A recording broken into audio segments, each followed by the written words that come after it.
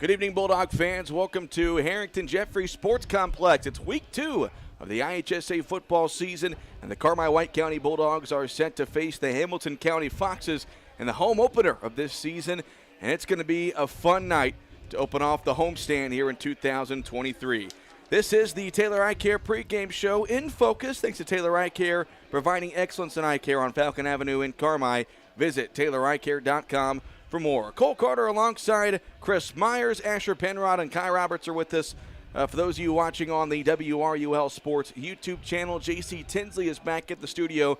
For those of you listening on your radio dial. All right, Chris, Bulldogs coming off a 52-16 win over Flora last week. Kurt Simon, very pleased. Not many things to be upset about for the Bulldogs, and really the big thing is to keep that going. Absolutely. It was a nearly flawless performance in week 1 there for the Bulldogs. And really, we had asked the question, what will this offense look like? What will they do? Are they going to have to make a lot of changes? Well, it was a lot of the same thing from the end of 22, because they absolutely opened up the floodgates with the run game. This time it was a young man, the senior, Caleb Siebers, seeing his first time in the backfield in this Bulldog football team. Primarily a defensive specialist, stepped up with 212 yards. Andrew Dodson, the other senior, 2 nice carries for touchdowns. The Bulldogs absolutely rolled on the ground with 411 yards on the ground rushing. A typical Kurt Simon type football game. Exactly what they wanted, did everything they needed to do. The defense was flying around the field, tackles for losses, kept Flora's spread offense in check, and really, there wasn't much you could say that went wrong for the Bulldogs last Friday night. If it ain't broke, don't fix it, exactly. Right? We thought going into this season we might see Carmi try to spread things out. You have an athlete at quarterback in Landon Driscoll.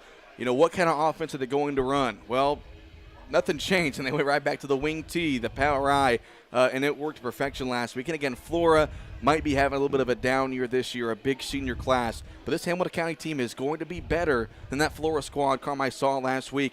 And one thing about Hamilton County, Chris, no matter if they're up or down, they always play hard and they're always aggressive. And they sure are, and they're very well coached. This is a program that I have said for a long time now, they implemented junior league football back in 2015 and had a phenomenal class come in that year. And ever since then, I think Hamilton County as a program has kind of taken a step up. Absolutely. They're very well, as I said, very well coached. The kids work hard, they're aggressive, and I think it's just worked wonders in their football program. So to your point, Cole, this is going to be a much better football team, in all honesty, than we faced last week. As you alluded to, Flora's in a total rebuilding stage. This Hamco team has some offense. They're going to have a good group of seniors, and they have a junior quarterback who's a pretty salty player. And last week against Cesar, the score, it was only about a 4-point game at halftime, if I'm correct. It was pretty close. I think it was 14-6 or 14-8 at halftime, but then it was 22-16 early in the fourth quarter. So yeah. I think Cesar ended up winning 34-16, but Hamilton County was right there for the first 3 quarters of the ball game. Yes, and this is a team that has some variation in their offense. You know, you'll see a lot of the pistol look. You'll see some spread. You'll even see some wing T. But, again, a very well-coached team. They'll fly to the football, and you can't sleep on their offense because of those different looks that they'll give you. So, I expect this to be a much more competitive team that the Bulldogs are going to face tonight. And I really believe the Bulldogs will be up to the challenge. Home opener on their own field, a big confidence builder last week. But this is going to be a tougher test. This is the Taylor Eye Care pregame show. Me and Chris are coming to you live from the Carmi Lumber broadcast booth. It's built by our friends at Carmi Lumber, helping to assemble and shape a better community. Before you drive a nail, drive to Carmi Lumber on 3rd Street in Carmi. So, of course, Chris, also later on tonight during halftime, they are honoring the 20th anniversary of the 2003 Bulldog football team. First team in school history to win a playoff game, and only one of 2 teams to make it all the way to the quarterfinals. You were a part of that team and assistant coach. I am forcing you to go down to the field at halftime tonight. Yes. But, Chris, I'd love it when we do that. We bring in these teams, whether it was the golf teams from the 70s or the early 90s, late 90s basketball teams, whatever it is. You bring in those former Bulldog players that come back in. Of course, it's going to be almost a sold-out crowd tonight. It just adds to that great atmosphere. It really does. And I tell you, I was just so fortunate just to be a part of that. You know, that group of seniors that year, one of them just making his way up the steps, Coach Kevin Wolf. I had the pleasure of my first year coming back here and working in junior pro in 1999. That was my first group. It was a group of 8th graders. And I saw then that this group was going to be special. They were just loaded, and they lived, ate, slept football. I mean, I remember a lot of them would have a baseball game. It would be getting near sunset, and I see this convoy of cars and kids getting out of their cars. We got like 20 minutes left in practice, taking off their baseball uniforms, putting on pads. Yep. And I had even told them, boys, if you're out of town, that's fine. Don't worry about it. They're coming back, getting to practice. I mean, that just tells you, how much they love the game. But it was just a special group to be a part of. And what I remember as much as anything is just how this town got behind the team that year. I mean, that week going into the third round of the playoffs, it was maroon and white on every business, on the highways. Every business had signs, Go Bulldogs. This community was just electric for football, and something that hadn't happened until almost 30 years prior, because you think about it, 1975 was our last undefeated season. And with that, Chris, I will cut you off. They're about to start the national anthem, so we will step aside as Grace Sinclair and the Marching Bulldogs honor our country. Back here shortly on 97.3 WRUL. When it comes to tax preparation, experience counts. Hi, this is Dewana with Butch & Associates CPAs in Carmi. Taxes are complicated, but choosing a tax professional shouldn't be. We have the knowledge and experience to make the most of your tax return. Turn to the professionals at Butch & Associates CPAs in Carmi. Call 382-4151. That's 382-4151. Also visit online at butch.com. That's BOTSCH.com.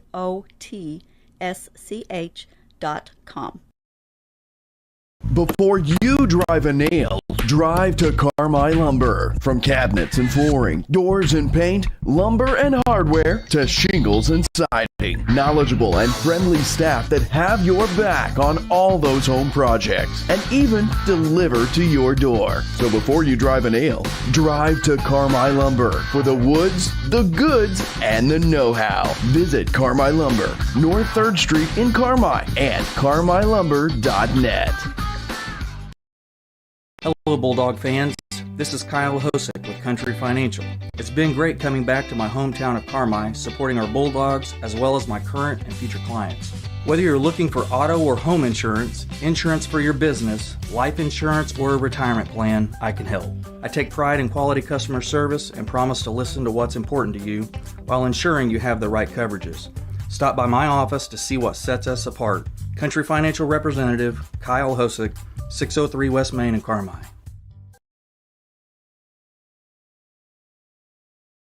Summer is here, along with the scorching heat and relentless humidity. But don't sweat it. Visit Cherry Street Automotive and get an air conditioning checkup to make sure your AC is cooling properly, even on the hottest days. The pros will also check your tires and change your oil, too. Call Cherry Street Automotive in Carmi, 618-382-7165. That's 382-7165. And beat the heat. Cherry Street Automotive, your partners in auto repair. Citizens National Bank of Albion has always been in the business of making dreams come true. Are you like many in the community that have dreamed of owning your own business? Bring your ideas in and speak to one of our commercial loan professionals in Albion, Olney, Crossville, and Bridgeport. Our competitive rates and solid decision making will make it the best decision you've ever made. Let us help you get started, and we'll watch your business grow. Citizens National Bank of Albion, no better banking. Member FDIC, Equal Housing Lender. Welcome back to Harring-Jeffries Sports Complex, getting set for kickoff between Carmi-White County and Hamilton County. Cole Carter and Chris Myers with you. This is the Taylor Eye Care pregame show. We're coming to you live from the Carmi Lumber broadcast booth. Chris, sorry to cut you off there before the national anthem, but talking about this 2003 reunion that we're going to see tonight during halftime.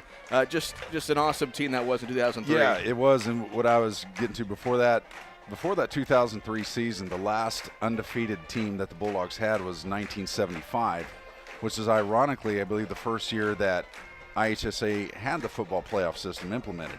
And to give you an idea of the difference in that, the Bulldogs in 75 first-round opponent was a team called East St. Louis Lincoln, who had, if I recall, 3 or 4 players who went to the NFL. Yeah. So if that gives you an idea of how things have changed. But, again, fast forward to 2003, what those young men brought to this community and just their love for the game. They were so talented, so hard-nosed, and you just gravitated to them as players because of the energy they brought week in and week out. I was just so blessed just to be a small part of it, and It's going to be great to see these guys coming back 20 years later tonight.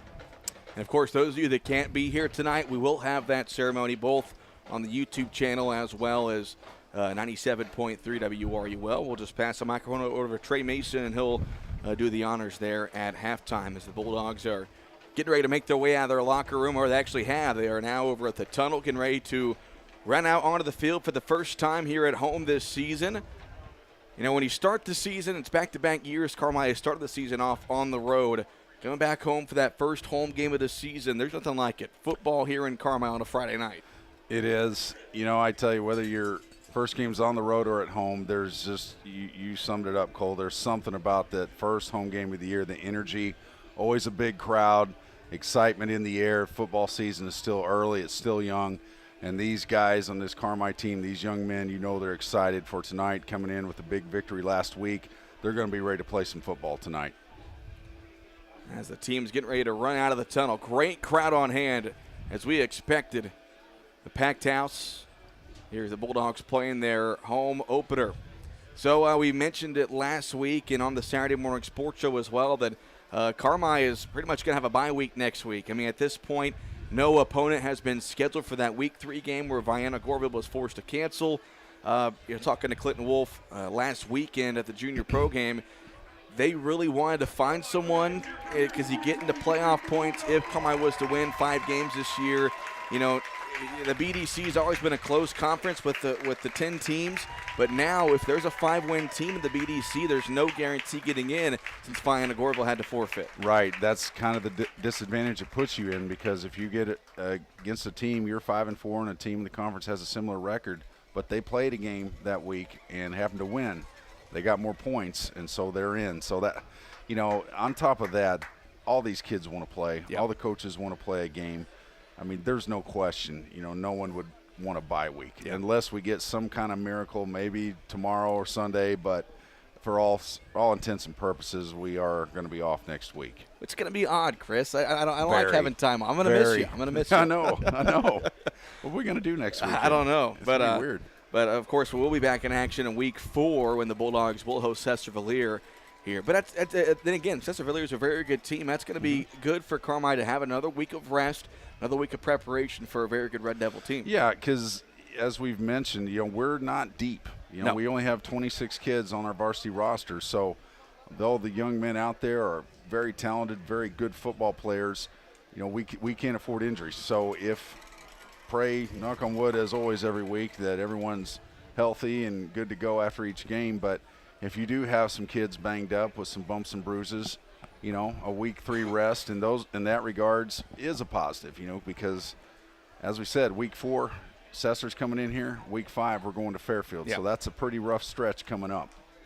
You're looking at after Week 1 and kind of who impresses you as far as the conference. There's no question. I think Carmi raised a lot of eyebrows as far as not just beating Flora. I think that was expected, but beating them the way they did, putting up 52 points on them. But then you have Fairfield, who had to play a non-conference game, Freeburg, with the whole Vienna canceling, an 8-point loss to a good Freeburg team. Cesar-Valliere, of course, they're going to be good again, a 2-touchdown win over Hamilton County. And then you got Johnson City, who it took them a while to get past CZR. But, Chris, it's kind of the same thing, different year. You can expect those 3 to 4 teams, Carmi, Fairfield, Cesar-Valliere, and JC. That's going to be a battle for the conference championship. I don't know if there will be an undefeated team this year in the conference. It's been a few years since they have a champion with 1 loss, but I just think it's really even as far as those 3 to 4 teams there at the top, and it's going to be exciting to see it play out. Yeah, I think I would agree with that 100%. I think if there is a year you may not get a 9-0, this might be the year, because, you know, those 4 teams, you know, Carmi-White County, Cesar, Johnson City, Fairfield, you said it exactly. Those can go either way. When they, you know, depends on the night, you know, breaks, all those things happen, turnovers, what have you. But matching up any of those teams against each other right now, anyone can win. Yep. What was that, 2003? Carterville's coach said, BDC champion's not going undefeated. Yeah, I remember that quote. He was that was our first year in the Black Diamond, and I think Carterville, you know, to their credit, had a state championship under their belts back in '95, and Coach Dennis Druss had taken over the program as a head coach recently, and I think he just kind of felt, who are these guys coming in here? I mean, we're the kings of the castle. These guys don't stand a chance. And then we went down there and kind of smacked him in the mouth. He wasn't all that gracious about it after, just being honest. So whether that was a jab or whether he was just speaking from the heart, who knows. But ironically enough, we met about 10 weeks later in the second round of the playoffs, and it was another classic. We'll be sure to get many of references and mentions of that 03 team as we go throughout the night. And again, stay tuned at halftime as we will recognize that 03 team, including Coach Myers to my left there at the halftime of this contest. So they're getting ready to introduce the Bulldogs starting offense, and we will do the same. Number 1, Noah Pollard, who really made his offensive varsity debut last week, had a great game, 48 rushing yards, including a rushing touchdown. Cade Stockton at 1 tight end. Number 11, Andrew Dotson, playing that wing-back, full-back position. He had a couple of touchdown runs last week. Quarterbacks, Landon Driscoll. We'll see how much Carmi wants to use him. He used his legs a little bit last week, trying to extend some plays. And, of course, Caleb Siebers, 212 rushing yards last week. That leads all of Southern Illinois through week 1. Drayton Vickers, your other tight end. And then the big boys up front.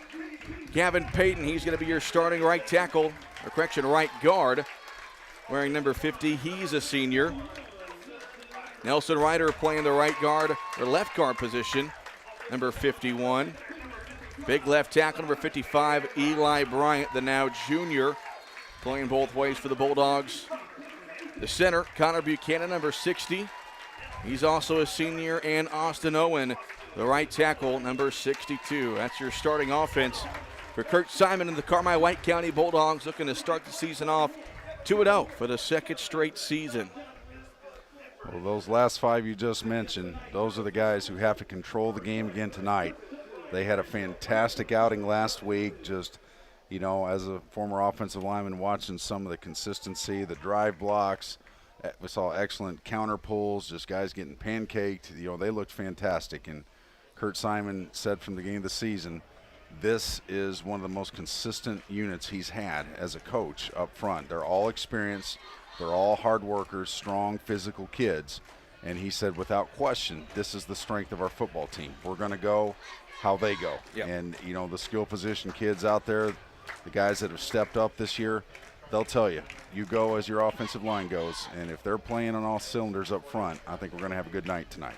So it looks like Hamilton County will receive the kick. They're going to go right to left in this first half as Landon Driscoll will put the football on a tee. Looks like number 1, Eli Hansen, as well as number 42, which will be Braxton Miller, will be deep to return the kick for Hamilton County. So we are about set and ready to go here in week 2 of the high school football season. Cole Carter and Chris Myers with you. Appreciate you tuning in, whether you're on the radio at 97.3 WRUL or watching on the WRUL Sports YouTube channel. Whistle blows, hand in the air. Landon Driscoll's kick is off, and we are underway as that one's bobbled and fallen on top of by Kyle Williams, a freshman for Hamilton County, and the Foxes will start this ball game at their own 33-yard line, 1st and 10. So Bulldogs starting out in their home field on defense. Want to come out, look strong, get a good 3 and out, and see how the tone gets set for this game. Keep your eye tonight on their quarterback, Andrew Webb. Yep. Word has it he's a very talented quarterback back there, athletic, can run a little bit, has a good arm. So he will probably be their go-to guy on offense. Very much of a dual threat guy. Hamilton County's going to spread things out a lot. He might not sling the ball everywhere, but he can run it. Double wing. He's in the shotgun here. He's got 2 receivers out to his left. They hand it off up the middle. That is going to be number 35. That is Lucas Gould, if I could see that correctly. Might have got that number wrong. 33 actually on the carry. 33, that's Hunter Graves. He was their leading rusher a week ago. Got the carry there and got maybe a yard. Just like on cue last week, Caleb Siebers at his linebacker position right over there, along with the defensive tackle, Eli Bryant. Good play by the Dogs, first play. 2nd and 10 here for the Foxes. It's going to be Webb heading off on a jet sweep here, and running around the left side is Blaine Eck, and he gets out of bounds across the 42-yard line. Nice play design there for the Foxes. Gain of about 9. They'll bring up 3rd and short. Well, that was a little variation of the prior play call where they just gave to the fullback. That time they faked him. The Bulldog defense bid on that a little bit, and they run the wing back around on a sweep and kind of caught the Bulldogs inside a little bit. So nice play call by Hamco to get themselves in the 3rd and short situation. 3rd and call at 1 here for the Foxes. Back to pass is Webb. He throws one far side of the field, incomplete. Miscommunication with him and his receiver. There was Cade Allen out there to guard it. And they'll bring up 4th and short. I would assume the Foxes would go for it here near the 45-yard line. And he had good pressure off the edge, but number 5, Cade Stockton, kind of hurried that throw a little bit. I think Webb heard the footsteps coming, released that a little bit early. But this is interesting, Cole. Yeah. As Webb's walking off the field, they might punt this one away. I was going to say, you may either see just a quick hard count, see if they can draw us off sides, or just maybe a punt from shotgun. But this early in the game, them knowing the Bulldogs' tendencies, they may just go ahead and play field position. Looks like they are. Yeah, Carmi will send Driscoll and Allen back deep to return this punt. 11-14 to go here in the first quarter. Scoreless. Bulldogs defense looks like a 3-and-out to start it. And that will be kicked up by Eli Hansen. Not a bad punt. Sends Allen back to the 21-yard line, who catches it and will be tripped down at the 25-yard line. Good job in the special teams there from 42, Braxton Miller for Hamilton County, and 1st and 10 for the Bulldogs.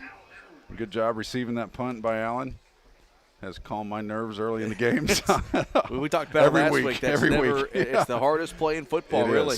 It is, because, I mean, you're looking in the air, you know people are coming at you, and you're thinking, I got to catch this thing, and I have a split second to get my eyes focused to see who's coming at me.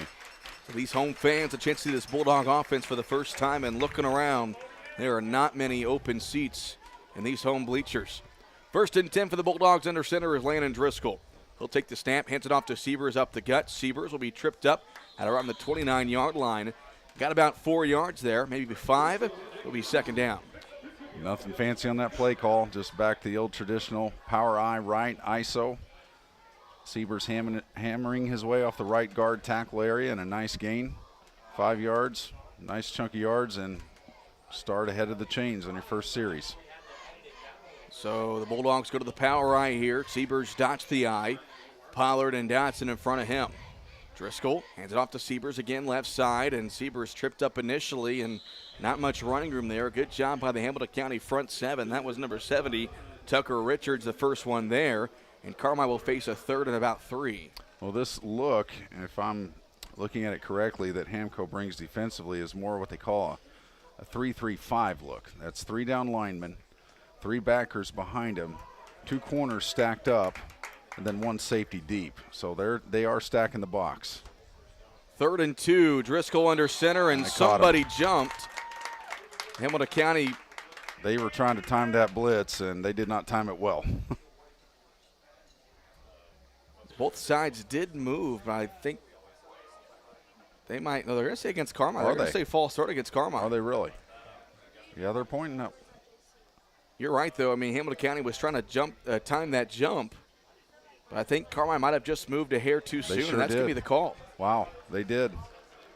From the side I was looking at, I was watching the blitzer. It looked like he just came through and mistimed it, but, yeah, they're going to call one of the linemen for maybe just a little flinch there. Now, it turns this changed things. 3rd and 2 into a 3rd and 7 now for Carmi, and definitely changes that play call at their own 28-yard line. 9:57 to go here in the first quarter. 3rd and 7. Under center is Driscoll. He'll go back to pass here. He's going to roll out to his right as the pressure comes. Driscoll will be sacked back at the 21-yard line. That was number 52, Brody Barker, who shot to the offensive line, and Carmi will have to punt a 3-and-out on their first drive. And if you're a Hamco, I mean, that is a huge confidence builder, knowing what this Bulldog offense did last week. But I'm telling you, Hamco is just bringing some different looks. They're coming with guys faking, coming up for a blitz. They have coverage deep. That 3-3-5, you can do a lot of things, and they faked a blitz. You can tell it brought a little confusion up front for the Bulldogs. So Driscoll back to punt here on 4th and 13. Good snap. Driscoll blocked by Hamilton County. It's loose inside the 15, and it'll be dove on and recovered inside the 10 for Hamilton County. Number 57, that was Chase Payton who blocked it and recovered it, and the Foxes set up 1st and goal. Remember when we talked about special teams last week and how they're the forgotten aspect of football? that's a game changer. You see a block punt. It wasn't an offensive or defensive possession. It was a block punt. And now Hamco is definitely in business inside the 10. And if you're the Bulldogs, you got to regroup quickly. Get a stand here. Kind of get your legs back under you. First and goal from the 6-yard line, and the shotgun is Webb. He's got Graves right behind him. Webb takes the snap and hand it off inside. This is going to be number 42, the ball carrier. That's Miller. And Miller will take it inside the 5 to about the 3. Second and goal. Well, that's kind of a similar version of what we run under center. That's a counter, but that's simply done out of the shotgun. Kind of double handoff there, coming off right tackle. And the Hamco, 2 yards from pay dirt. That block punt could totally have changed this game. All it takes is one play. Second and goal for Hamilton County from the 2-yard line. Webb moves a man in motion. They hand it off up the middle and down to the goal line. Touchdown, Foxes. That's 33. Hunter Graves. And Hamilton County strikes first with 8:26 to go in the first. The Foxes take advantage of the block punt, and they score 6. Well, we said it. This was going to be a much better football team the Bulldogs face tonight. And Hamilton County is always fired up to play Carmi. Local rivalry. They came into this game, you know, we said they played Cesar-Valier tough for 3 quarters, almost 4 quarters. And this was not going to be an easy team to play tonight, so the Bulldogs are going to have to regroup quickly. Foxes will go for 2. Webb is in the shotgun. He'll take the snap, fakes the handoff to go with the reverse, and Miller trying to find the edge, and he will get there for 2. So with 8:26 to play here in the first quarter, Hamilton County strikes first. Foxes lead at 8-0. We'll step aside for a 1-minute break. It's Bulldog football on 97.3 WRUL. The summer sell-down is on at Expressway Ford. Save thousands on our #1 selling model, the 2023 Crew Cab F-150 4x4. Well equipped for only $47,990. Huge discount on like new Demo Escapes and Bronco Sports. Low APRs available on most new Fords. Over 500 vehicles available. As summer winds down, the deals are only getting hotter at Expressway Ford. More Fords for less. In 1925, when Farrell Hospital opened, they knew that families in El Dorado and the surrounding communities needed a hospital they could depend on, close to home. Over the years, Farrell grew to meet the needs of patients. Today, Farrell Hospital has grown to offer advanced emergency care, orthopedics, cancer, surgery, imaging, lab, and more, always keeping more care right here close to home. Farrell Hospital. You can depend on us. Deep kickoff is fielded by Noah Power from the 15-yard line. Power runs up the middle, and Noah takes it across the 35, trying to bust to the outside, and taken down at the 40-yard line. Good return by Noah Pollard, as Carmine's going to try to respond after the block punt that led to a touchdown for Hamilton County as the Foxes lead 8-0 with 8:18 to play here in the first quarter. Now it's a mental game, because if you're Carmi, how do you respond to this? This is not the start you expected. You're behind 8-0, whereas a week ago everything was clicking on all cylinders. So the Bulldogs still very early in this game. Remember last season it took some time for the Dogs to face some adversity. Yeah. Facing some here in just the second game of the season. Driscoll under center, handoff to Siebers on the left side. Siebers tries to cut across to the right, and he's taken down at the 42-yard line. Gain of about 2, second down. A nice play by the linebacker, Brody Barker. That was the play that worked so well last week, just kind of a fullback trap against the grain, and the Foxes were ready for it. See Siebers come out of the game, and Beck Huff and Kate Allen coming in. So we'll see if Carmi maybe wants to spread things out here. Didn't see it a whole lot last week, but facing 2nd and 8 here, they do send Huff and Allen out wide to the left. In the shotgun, it's Driscoll. Hands it off to Pollard up the middle. Pollard breaks a couple of tackles and takes it across midfield. Nice run for Noah Pollard. That's going to be enough for a Rush Appliance first down for your appliance and furniture. See Rush Appliance and Carmi in Fairfield first. And I think that was a smart decision by the Bulldog coaching staff to make an adjustment, change the formation. They're going to have to spread the Foxes out a little bit. I think they were expecting power I and T, and they were loading the box. So I think spreading this out a little bit might work to the Bulldogs' advantage. And the shotgun is Driscoll. High snap, hands it off to Siebers looking for running room. Siebers across the 40 and taken down at the Hamilton County 39. He got about 9 there. It'll be second and short. Definitely a good adjustment. It's like I said, you know, every team we play is going to practice for our power formations. So, but to the positive, what we talked about, if those aren't clicking early on, what can the Bulldogs do? This is how they can adjust this year. They can change formations a little bit, get in the shotgun, and do some different things. Second and short for the Bulldogs. 6:45 to go in the first quarter. 8-0 Hamilton County. Foxes show blitz. They give it off to Andrew Dotson, trying to find some room. He can't, but he will get about 4 yards, which will be enough for another Rush Appliance first down. McLeansboro with another timed run blitz. Bulldogs did pick that up just in time. Good job by the right side of the offensive line, picking up that blitz, allowing Dodson enough of a crease to go ahead and get that first down. But again, I like what the Bulldogs are doing. So first and 10 for Carmi at the Hamilton County 35. 6:20 to go here in the first quarter. Driscoll hands it off to Siebers on delayed handoff. Siebers up the middle. Got set up around the 25-yard line. He'll be close to a first. Another 9-yard pickup there for Siebers.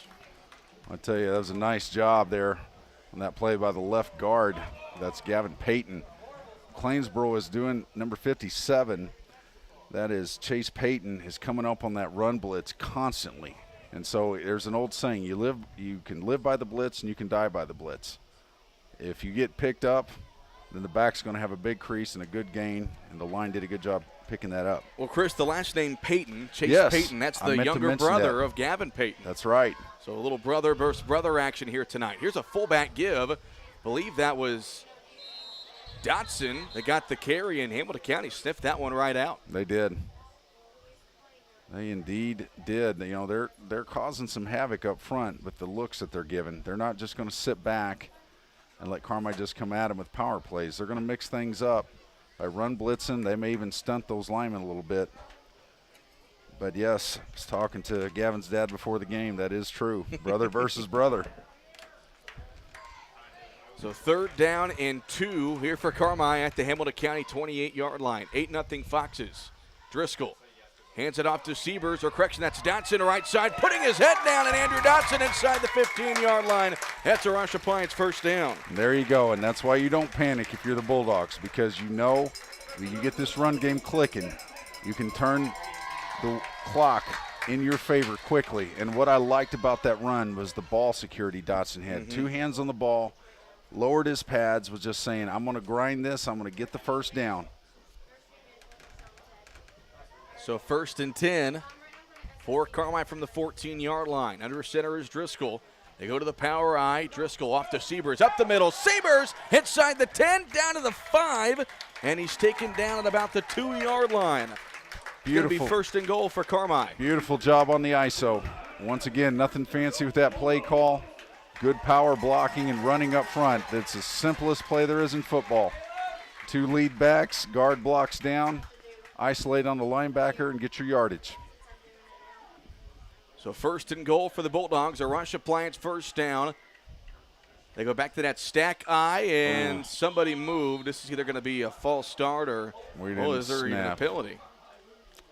I'm thinking they're signaling false start. Okay. It's the second false start against Carmi in this first quarter.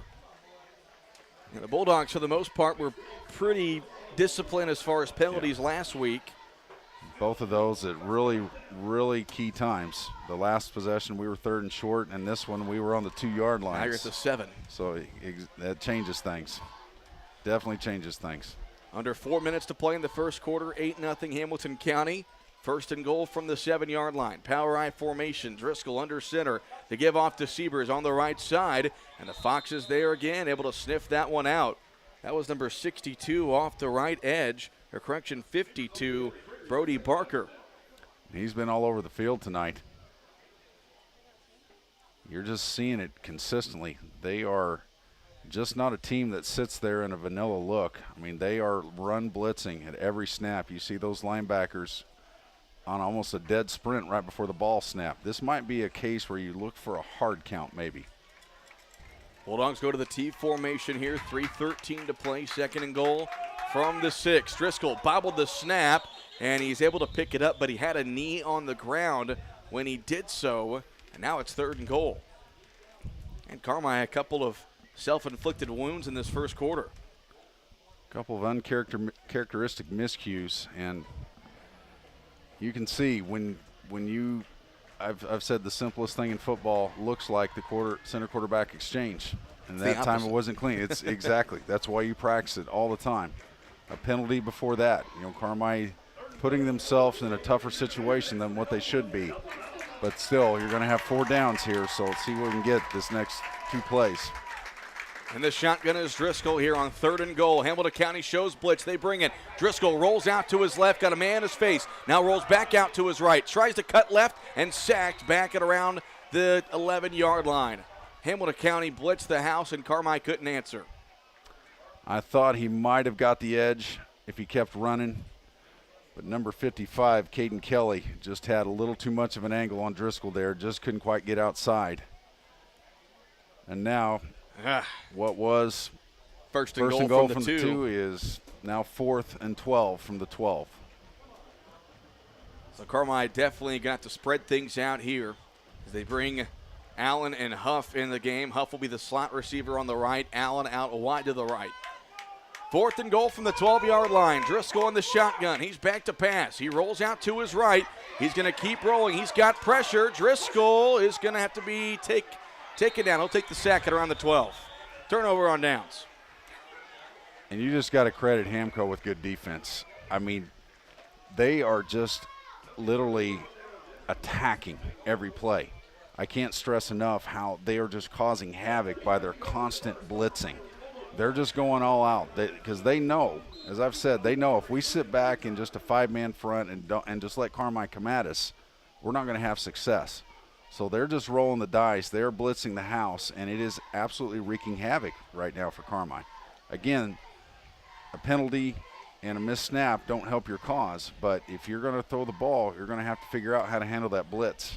What a break there for Hamilton County, though. 1st and goal from the 2 ends up being a turnover on down. So 1st and 10 for the Foxes from the 13-yard line. Here's the give to Miller on the sweep. He cuts it up, and he'll be taken down at around the 15-yard line. A penalty flag did come in late from the back judge behind the quarterback. See what we get. Again, if you're Carmi, you can't panic. It'll be a hold against the Foxes. If anything here, you get a good stop this drive. Keep them deep in their own territory. If you can force Hamco to punt, potentially from their own end zone, you can still play the field position game. The Bulldogs have just put themselves in bad situations by their own mistakes. So they just got to kind of shake this off, get a good stop here, and get the ball back in good field position. 92 seconds to go here in the first quarter. Those of you just joining us, Hamilton County leads 8-0. A blocked punt led to a short touchdown run. And the Foxes with the football. Webb will give it off to Miller on the jet sweep again. Miller cuts it inside. Exact same play, and the Bulldogs that time able to sniff it out. Pollard as well as Vickers and Driscoll on the tackle. Nice read by Noah Pollard coming up there. Again, it's just that inside counter that they run out of that spread formation. I would say, I don't know how conservative the Foxes will be this deep in their own territory. You don't want to risk a pick, but you can't just sit back and concede field position to the Bulldogs. So I'd expect if they don't run on this play, 3rd down, they'll take a chance with the pass. Under a minute to go here in the first quarter. In the shotgun, it's Webb. Back to pass here. Pressure off the edge. Throws over the middle. That pass is tipped and incomplete. Cade Allen nearly picked it off. He was looking for 88. Caleb Carson.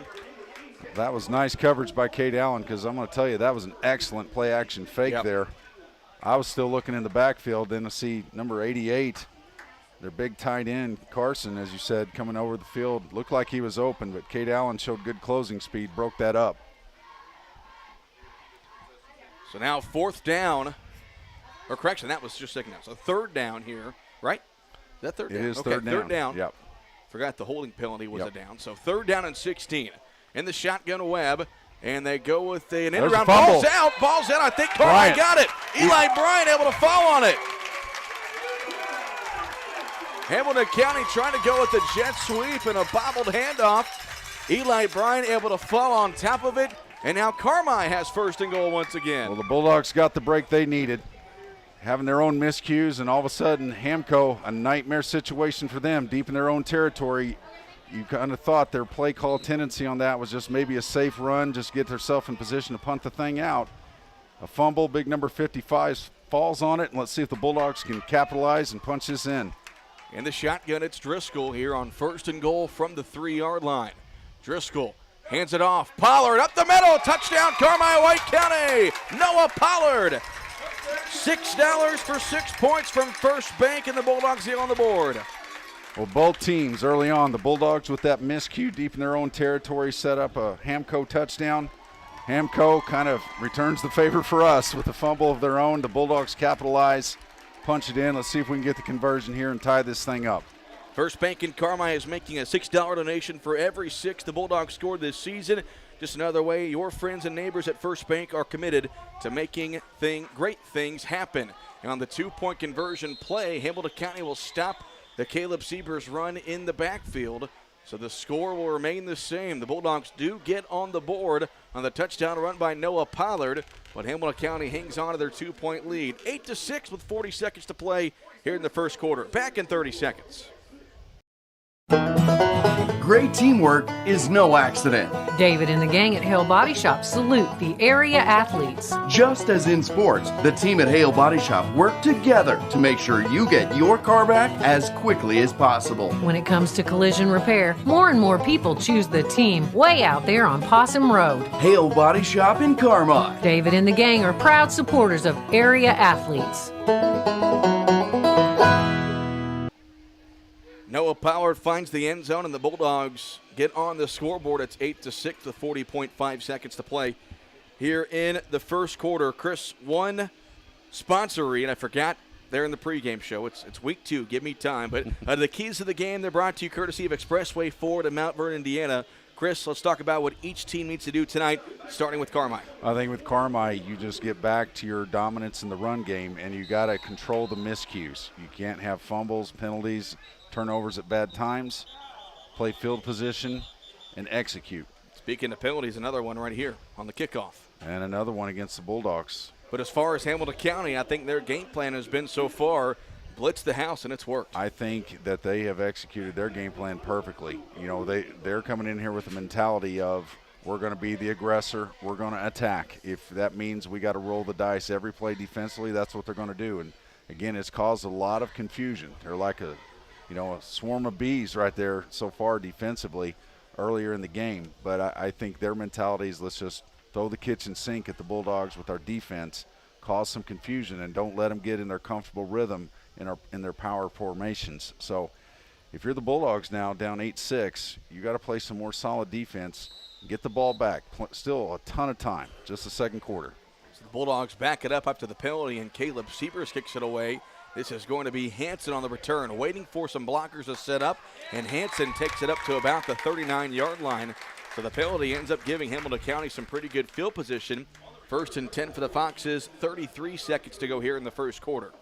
Have to correct myself, still in the first quarter.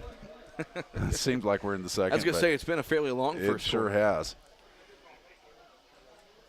Now, this is the interesting thing here. Each team has its own style, its own rhythm, but I think if you're Hamco, you kind of may want to take a page out of Carmi's book and just see, hey, maybe we just move the ball slowly here. And the shotgun, Webb, they go with that same jet sweep play. This is Eck coming to the near side trying to find that edge, and he'll be ran out of bounds. And a nice hurdle over the Carmi bench, but a penalty flag comes in at the end of that play. They might get a block in the back. That's usually in that area.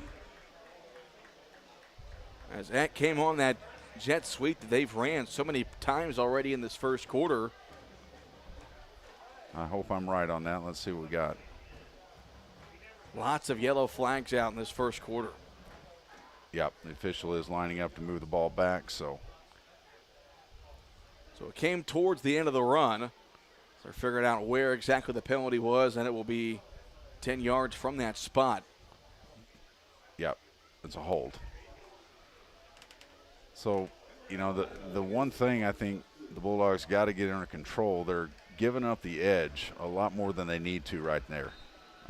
It's happened more than once. You know, that the double handoff fake, it's very tempting for a corner or an end to want to jump inside and bite on that. But when you do, you can see the ill effects of what can happen. So corners and ends really got to keep their contain and honor that jet sweep.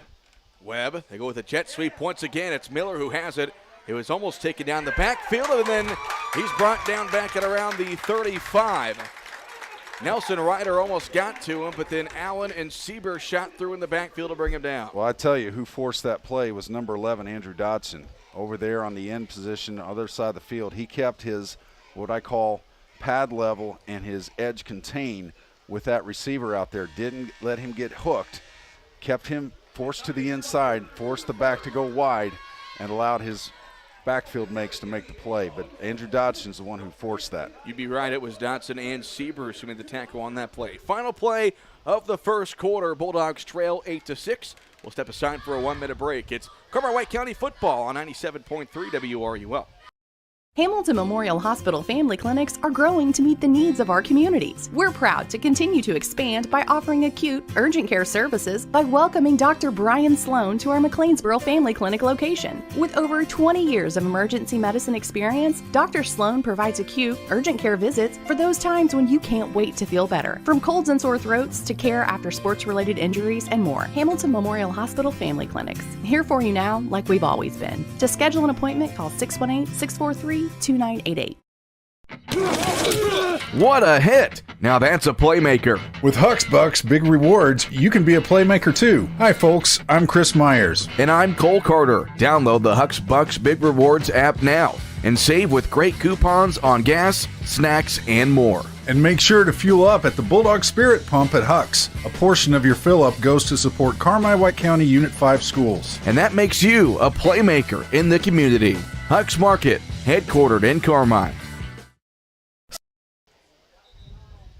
Back here in Carmi, start of the second quarter as the Bulldogs trail Hamilton County 8-6. Cole Carter and Chris Myers with you. Asher Penrod and Kai Roberts helping on the WRUL Sports YouTube channel stream. And Scott Maring is back at the WRUL studio. A couple of scores from around the area. It is Flora and CZR tied at 6 in the second quarter. Fairfield leads El Dorado 16-0. And Cesar-Valier leads Pinckneyville 8-0. So Webb will go back to that same play. It's the jet sweep, and Eck gets the carry, and Andrew Dotson and Noah Pollard will bring him down at around the 36-yard line. That's probably the fifth or sixth time Hamilton County has gone to that play. That counter, that double handoff out of that formation. I tell you what, in all honesty, Andrew Dotson, he could have made a touchdown-saving tackle there because it looked like he had a lot of real estate and some blockers in front. So, again, another excellent play by Dotson there. Playing from the defensive end position. The senior, we know what he can do on offense, but he's really, really played excellent so far this game on defense. So 3rd and long here, you definitely want to get this stop if you're the Bulldogs. 11-15. Oh, go ahead. Oh, I was just going to say, you don't want to give Hamco any more confidence in their offense than what they've had so far. 11:09 to play here in the second quarter. 8-6 Hamilton County, 3rd and 12. And a timeout is going to be called here by delay a game. So I don't think the play clock to our right in the end zone is working. So when that happens, the quarterbacks have to get the word from the official. Yeah. And that time the quarterback Webb just kind of clueless. And when you're a spread team, you depend on that play clock a lot because you're calling audibles at the line of scrimmage. You're getting your play call from the sideline. And if you got a audible or adjust, you're having to look over at your coach if he's changing a play. So there's a lot of variables when you're in the shotgun. 3rd and now 17 after the penalty. Back to passes Vaughn. Throws over the middle, going to be caught by Eck, and he will be taken out of bounds at around the 45-yard line. Not a bad pickup on 3rd and a mile. They'll get about 4 yards away from the first down. Caleb Siebers was the first one there as Allen and Vickers helped get him out of bounds. What will Hamilton County do here on 4th and 5?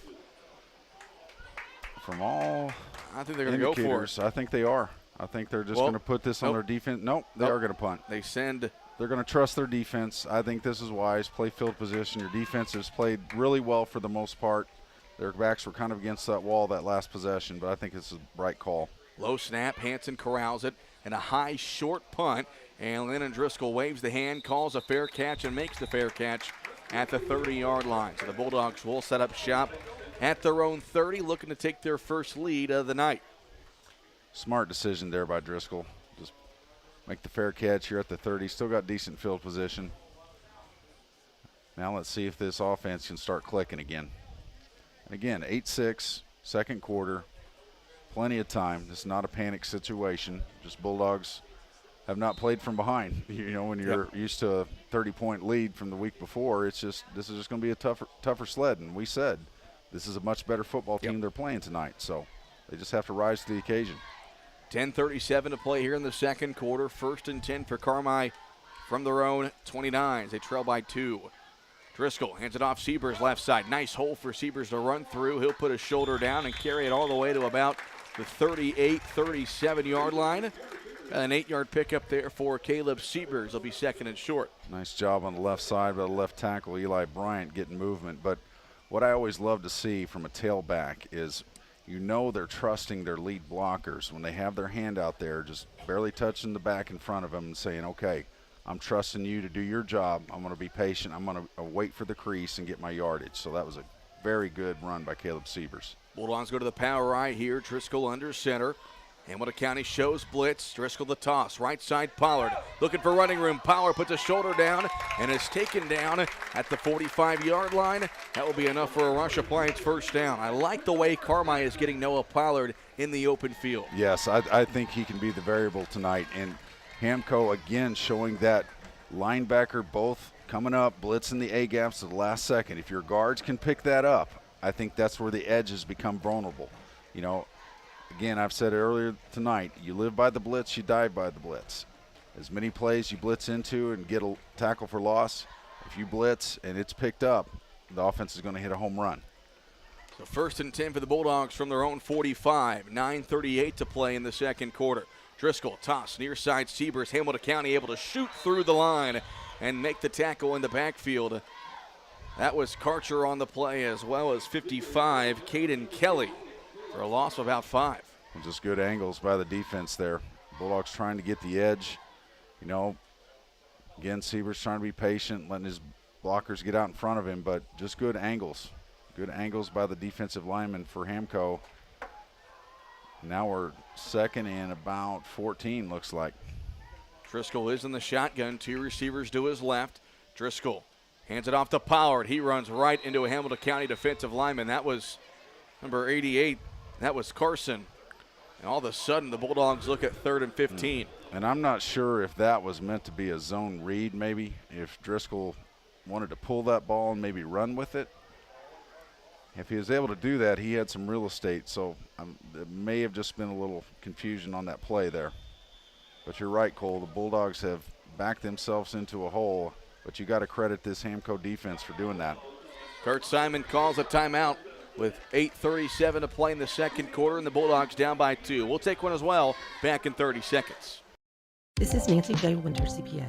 Life is always about change, and most businesses have to evolve to succeed. You want to be the best at what you do and do the things you like the most. We want to help you achieve that goal. We can help you design your records to evaluate what's the most profitable aspects. We can also help you evaluate what services are complementary and best offered together to your market niche customers. You know your business, but having the records to back up your business decisions can help with a business loan or just with peace of mind. Contact Nancy J. Winter, CPA, Carmi, 382-2364. Get a screen. Back here at Harring-Jeffries, 8:37 to play in the second quarter. Chris, we were talking during the break. I mean, Hamilton County, it's just a jailbreak every play. They're blitzing the house. They're just laying it on the line. And from playing devil's advocate, I love their strategy. It's a high risk, high reward. It is. It really is. And so far, it's been high reward, you know, because they know they just can't let Carmi line up and just go toe-to-toe with them. So what's the best way to offset a power running team? Just bring some confusion around. Blitz, bring the house. They're rolling the dice, and again, it's paying off really well for them so far in this game. The Bulldogs are just going to have to figure out some ways to adjust to this, catch them off guard. You know, I'm always a fan of a screen pass when you've got an aggressive blitzing defense. So let's see what we get drawn up here. 3rd and 15. Huff and Allen are the wide receivers to the left. Driscoll back to pass. He's got time. Throws one deep near side. It is incomplete through the hands of Huff. That was a heck of a throw by Driscoll, but Huff got hit in midair, and the ball pops out incomplete. You couldn't throw a better football. That was a beautiful throw by Driscoll. Had good protection. I mean, Hamco had it defended well. 3 defenders right there with Huff. Just couldn't quite connect. So the Bulldogs are obviously going to have to punt here and continue to play the field position game. May just be a defensive slugfest tonight. Well, Driscoll not back in the punt formation. Hamilton County was scrambling. That's going to force Rhett Vaughn to use a timeout. I'm not sure if Carmi was going to punt the ball there because Driscoll was in his normal shotgun distance. But Hamilton County will burn a timeout, so we'll take one along with them. Back in 30 seconds. Doing business in today's world can be complicated, time-consuming, and expensive. People's National Bank is here to help your business not only survive, but thrive. With modern-day products such as remote deposit capture, ACH payments, merchant card services, and commercial line of credit sweeps, we can get you paid faster, protect your risk, and make your money work hard for you. Hi, this is Melinda with People's National Bank. Give me a call today and get started. People's National Bank, member FDIC. 8:31 to play here in the second quarter. It's 4th down and 15. The Bulldogs originally lined up to go for it, and now I believe they will punt it as Driscoll stands back at his own 30-yard line. I think it just may have been to just force Hamco to use a timeout, just for that reason. Driscoll gets the snap. It's a good snap. This punt able to get away cleanly, and Hansen comes up, makes the catch at the 31-yard line, and then Nelson Ryder drags him down back at the 30. Cade Allen also in there as well as back up. So 1st and 10 for Hamilton County from their own 29. 8:23 to play here in the second quarter.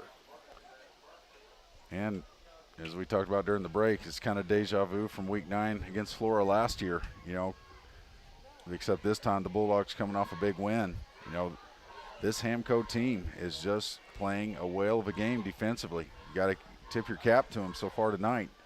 Carmi's just going to have to respond, doing the same thing, keep playing solid defense themselves, be patient, get the ball back, and just wait for a big play to pop on offense, you know, because a blitzing team, eventually you're going to catch them, but they got to get a stop here. 8-6, Hamilton County leads. 8:23 to go here in the first half. 1st and 10. Webb is in the shotgun. They fake the handoff. No, they do give it off up the middle. That was Graves, the ball carrier. Took it across the 30. Gain of about 4. And by Trayton Vickers, just simple off-tackle power there. A good chunk of yards for them on the first possession. So you can kind of see them adjusting a little bit. They're not as in a big of a hurry. They're huddling. They know the Bulldogs get the ball to start the second half, so I think they're going to take their time. 2nd and 6 for Hamilton County at their own 33. 8-6 Foxes. Webb hands it off. Graves up the middle, and that time Eli Bryant able to read it. Kale Wiggins finished it off. Little to no gain, brings up 3rd down. Well, that's an excellent play by big number 55. Fox has tried to give it to their fullback again, hoping for another big grinding run, but Eli Bryant right there did a nice job shedding the block, made a big stop there. Keep this at 3rd and 5. So 3rd and 5 from the Hamilton County 34-yard line. Webb in the shotgun. He's got a wide receiver out wide to the right. They go with the handoff up the middle to Eck, and he's blown backwards. Nelson Ryder in there as well as Gavin Payton, and it's 4th down. The 2 seniors said we've seen enough of that counter. Both of them absolutely just barreled through their respective gaps, met him in the backfield, and said we've had it with that play. So a 3 and out here as the Foxes will line up to punt it away. Eli Hansen in the punt formation. Driscoll and Cade Allen are deep. Low punt. Hansen able to short hop it. Bit of a rugby-style punt. Gets it away, and it's a good one. High-arching kick. Driscoll calls fair catch and makes a fair catch at the 33-yard line. So Hansen there, a little bit of a rugby-style punt. You don't see that a whole lot in high school, but He got away, and it was a good one. Driscoll able to get the fair catch. That's the wrinkle that the rugby-style punt brings, because there's a threat of a run. If you just think, okay, he's going to sit there and kick, and all of a sudden he starts to run, and your defenders have gone back with what they call the gunners guy, the offensive players going down to basically play defense, there's a threat of the punter running. And so good job by the Bulldogs of being aware of that. All right, so 1st and 10 for the Bulldogs from their own 33-yard line. 6:33 to play in the second. 8-6 Hamilton County. Driscoll under center in the power I. A toss to the right side to Siebers, and he is going to be drugged down near the line of scrimmage. And again, it's blitzing linebackers making the plays for the Foxes. I tell you, this linebacking core for the Foxes has just been excellent, along with number 88 on that defensive front at the nose guard position, Caleb Carson. Just having a fantastic football game. I mean, we have said over and over the strength of Carmi is up front. And right now, Hamco has been up to the challenge. Hamco is winning a lot of battles right now. So these guys up front got to decide they're going to take control of this game. 6 minutes to play here in the first half. Driscoll is under center. He gives it off to Pollard at the middle. Nice running room for Noah Pollard. He takes it across the 45-yard line. That's going to be enough for a Rush Appliance first down. Gain of 12 for Noah Pollard. Excellent job. Just kind of an ISO type look. Again, Bryant did a nice job of turning the end down there just at the last second. Gavin Payton gets up to the next level, but Noah Pollard with excellent vision there, making that cut, taking advantage of that. The Bulldogs needed that. They needed a big jolt of confidence. That 10-yard burst by Pollard just might be the thing to get this offense going. He is the X factor, Cole. He is that one spark that may ignite this Bulldog offense. So 1st and 10 for Carmi from their own 46-yard line. Driscoll back to pass here. Hamilton County brings pressure. Driscoll able to get away from the first guy. He might take off. He's got blockers, and Driscoll across midfield into Hamilton County territory, able to get about 5 yards there. Nice job by Driscoll. Again, that's what he brings. His athleticism. He got outside the pocket, made something out of nothing. Is nothing a word? Nothing. Put an M in front of it. Okay, yeah.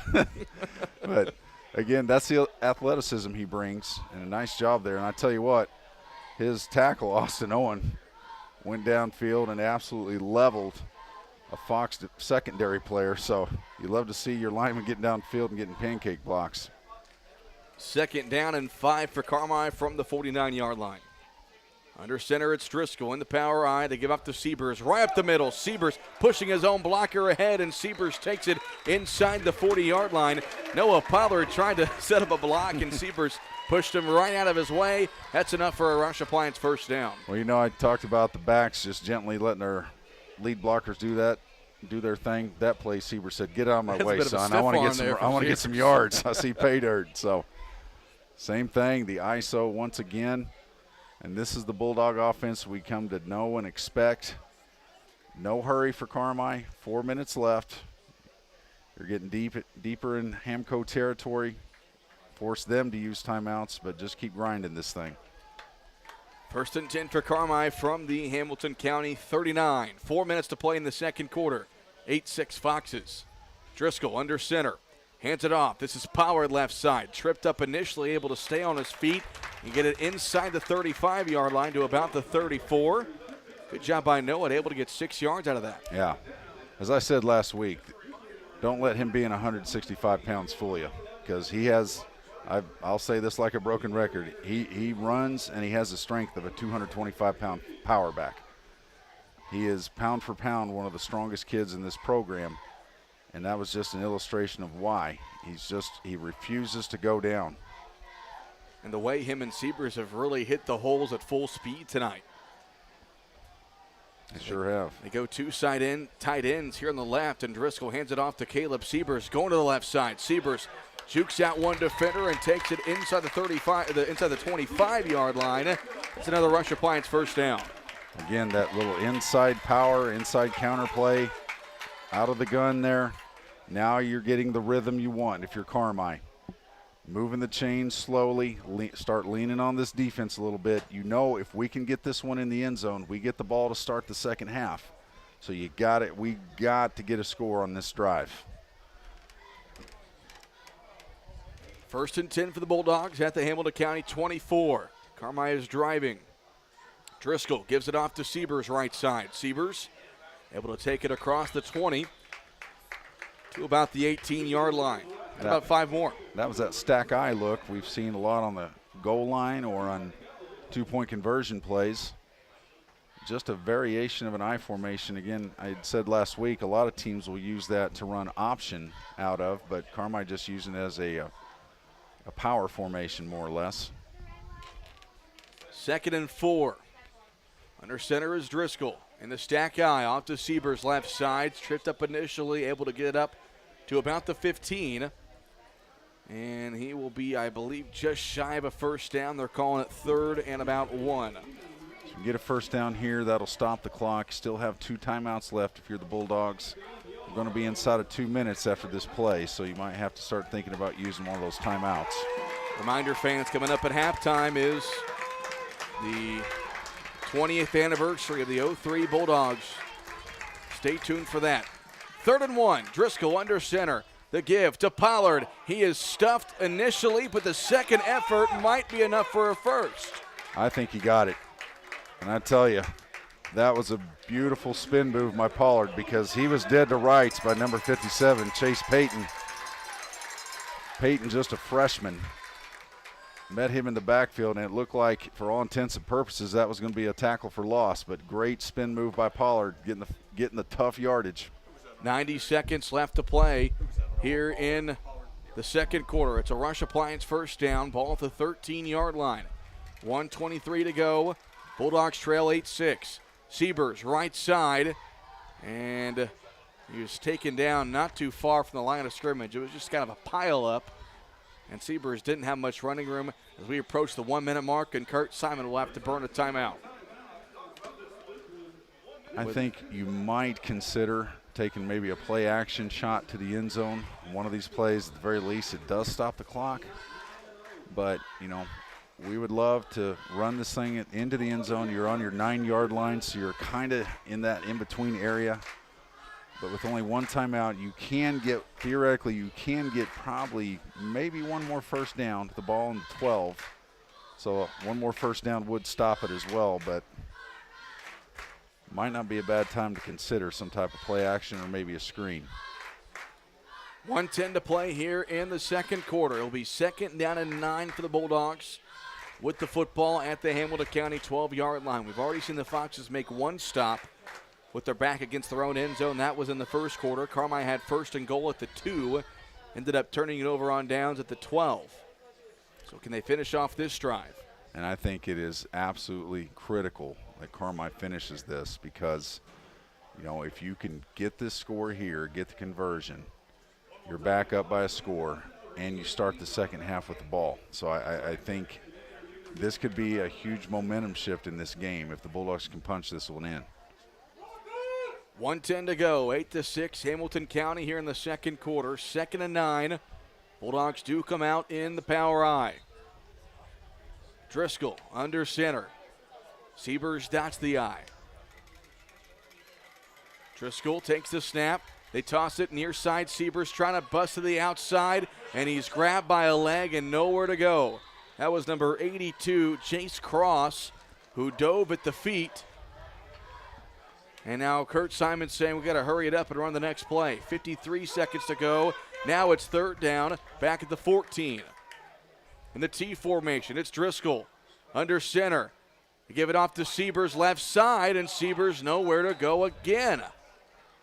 And with 40 seconds and ticking, it's 4th down for Carmi. And if you're Kurt Simon, you kind of have no choice but to use that 3rd and final timeout. Now you're probably going to have to look at tossing 2 in the end zone because if you do run and you don't get a first down, you cannot stop the clock. Well, it's also 4th down here. And it's 4th. Excuse me. I was thinking 3rd. Now you have no choice. Well, you've got to, again, credit the Hamco defense. There has been nothing on the edges tonight. They have just pursued well, kept contained. We have not been able to get outside. And then they have just stiffened up, you know, on these short yardage situations inside their own 20. Their defense has just risen to the occasion. Stacking the line of scrimmage, blitzing has just made it difficult in short yardage. You know, in the open field, it kind of changes things. It's a little harder to go in spread formations when you're inside the 10 like this, or right at the 10. But you got to credit that defense for Hamco. And if you're Carmi, this is it. Yeah. You got to get this one in the end zone. 33.3 seconds to go here in the second quarter. It's going to be 4th down and about 8 from the 11-yard line. The Bulldogs will go to the shotgun here as Beck Huff goes to the slot on the right, and Cade Allen far wide to the right. Also send 2 receivers out wide left. That's Vickers and Stockton. First time we've seen this formation in these first 2 weeks. Here we go, 4th and 8 for Carmi from the 11-yard line. And with that, Rhett Vaughn will call his second timeout. And with that, we'll go ahead and take one as well. We'll step aside for a 1-minute break. 4th and 8 coming up after this. Welcome to Pro Rehab Carmi, where our passion is getting you back to life faster. It is our privilege to walk with you every step of the way using evidence-based treatments specifically created just for you. Whether it's sports, general orthopedics, or pelvic floor rehab, you are in the right hands. Your results are worth fighting for, and our team fights for you. Call 384-7872 or visit Pro Rehab on Main in Carmi and get back to life faster.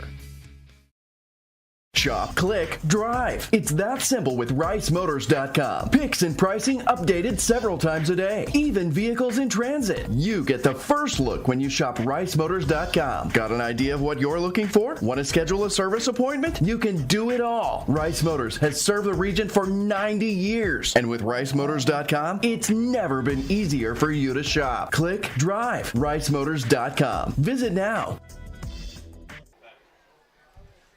So here we go, 4th and 8 from the 11-yard line. 33 seconds to go here in the second quarter. 2 receivers to each side of Landon Driscoll, who's in the shotgun. Noah Power to his right. Hamilton County shows blitz. They rush forward. Driscoll rolls out to his right. He's got lots of running room, and Landon Driscoll will go into the end zone. Touchdown, Carmi-White County. Well, that worked out perfectly for a big reason. When Hamco was stacking the box to bring the blitz, that meant those 2 outside receivers was pure man coverage, one-on-one. The defenders have to honor those receivers' routes in the end zone. When Driscoll rolled out, there was nobody there because of the blitzing linebackers. The DBs having to honor the receivers in the end zone. And a huge, huge touchdown there for the Bulldogs. Number 14, the 6'4" senior, getting it done on the ground. And again, the Bulldogs will get the ball to start the second half. That is a first bank touchdown, $6 for 6 points. Driscoll in the shotgun for the 2-point play. Handoff to Siebers. Spins off one tackler trying to get the edge. A penalty flag comes in as Siebers is taken down by multiple Foxes. We'll see what the flag is. Rhett Vaughn coming on the field just kind of with his hands out like if it's on Hamco. It doesn't look like it is. I was going to say, I would imagine it's going to be a block in the back or a hold against Carmine. I think that's what the call is. So the score will stay at that. 25 seconds to go in the second quarter. We'll step aside for a 30-second break as the Bulldogs now lead 12-8. Back in 30 seconds. Family owned and operated for more than 70 years. Rush Appliance and Furniture stands the test of time. We have a large selection of in-stock furniture and appliances for every room in your home, grills and smokers, and an unmatched dedication to superior service. This is Sean Rush inviting you to visit me in Fairfield or my dad Terry in Carmi, where we can help you furnish every room in your house with superb service after the sale. Cole Carter and Chris Myers with you. 25.3 seconds to play in the second quarter. Bulldogs take their first lead of the night on an 11-yard touchdown run by Landon Driscoll. Makes it 12-8 as the Bulldogs have missed both 2-point conversion attempts. And so we'll see if the Foxes want to do anything with such little time. A line drive kick by Driscoll, fielded by Miller at the 20-yard line. Miller running up the middle, now tries to bounce to the right side.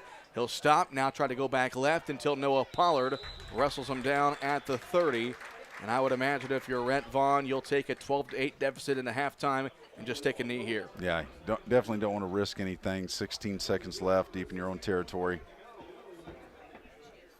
Theoretically, they could try one heave, but I I wouldn't think it'd be worth it at this point in the game. You're only down 4. Just run the clock out, regroup, and get ready to play second half. Your defense has played well. Your offense has done just enough. So if you're Hamco, you know you're in this game. If you're Carmi, you got the lead, but you know you've had a fight on your hands, and you're going to have to step it up second half to put this thing away. Reminder coming up here at halftime, we'll have the ceremony of the 20th anniversary of the 2003 Bulldogs. You can watch it right here on the WRUL Sports YouTube channel. Foxes come out in the spread here with 16 seconds, and Webb will go back to pass. Throws one far sideline, and it's going to be caught by Eli Hansen, who is then brought down at the 35-yard line. A touchdown-saving tackle by Landon Driscoll with 9 seconds left, and Vaughn uses his last timeout. Once again, what do I know? So much for taking a knee. Wow, and that was a touchdown-saving tackle by Driscoll. But now you're in Hail Mary range. You could have 2 plays here. If you wanted to run a quick out to the sidelines just to get out of bounds, move yourself up a little, you're potentially in 2-play territory. And Hamco does have 1 timeout remaining. I believe they just called their last. That was their last. Okay, correction. They haven't adjusted the scoreboard yet, but that was their last, I do believe. So expect either a real quick out or 1 heave to the end zone. But the fact that you're able to get that ball to the 35-yard line, now you're going to give yourself a chance. Well, this Webb, Andrew Webb, we said tonight he's a good player, and he's showing you why. Beautiful throw down the sideline, just one-on-one coverage and just great executed play. Again, Landon Driscoll playing safety back there. If he's not back there, that's 6 points. You got to think Carmi a little caught off guard. They're probably thinking, okay, we're going to get a knee. Like we were. Hamilton County comes out in the sprint formation, and Yeah. Bulldogs were kind of left scrambling. Kurt Simon, he doesn't have any timeouts either, so not much he can do there. No. And now if you're Carmi, you know, I would send a couple of guys at the goal line, because you got to imagine they're just going to run a Hail Mary type play here. 9 seconds to play in the second. Webb back to pass. Throws one near sideline. Ball in the air. Cade Allen picks it off, and he turns upfield. Allen's going to be out of bounds with 2 seconds. Big play by Cade Allen. I thought he had a receiver open running down the seam, but he tried to hit the outside route. Maybe looking just to get out of bounds in time for one more play, but great play by Cade Allen. So now what will Carmi do with 2.1 seconds? I hope take a knee. I'll say it again, but we could see a 4-wide Hail Mary bomb here. I hope not. Well, and if Driscoll can throw the ball 80 yards. Yeah, I was going to say, yeah. I mean, you know, tip your cap to him. But right. I think you take a knee and get to halftime. And it looks like that. They're in 4 wide. 4 wide, 2 to each side of Driscoll in the shotgun with Siebers behind him. Back to pass, final play of the half. We'll see how far Driscoll can throw it. He's going to run out to his left. He can take off if he wants, and he'll just throw this one out of bounds. Probably the smart play. Wise. And very that wise will play. end the first half. Carmi able to take the lead. They lead it 12-8. We'll step aside for a 30-second break, but don't go anywhere. Coming up, it's the 2003 Bulldogs being honored here at Harring-Jeffries. Back in 30 seconds. Roark Transport in Carmi has earned a reputation of dependable hauling that many in this area have depended on. Roark Transport now also offers rock, dirt, and lime hauling. From parking lots, driveways, and washouts, Roark Transport can handle all your rock and dirt hauling needs. Farmers can also depend on Roark Transport to deliver their lime when and where they need it. For your next driveway or parking lot job, remember Roark Transport for fast, dependable service. Call Roark Transport today at 265-3665.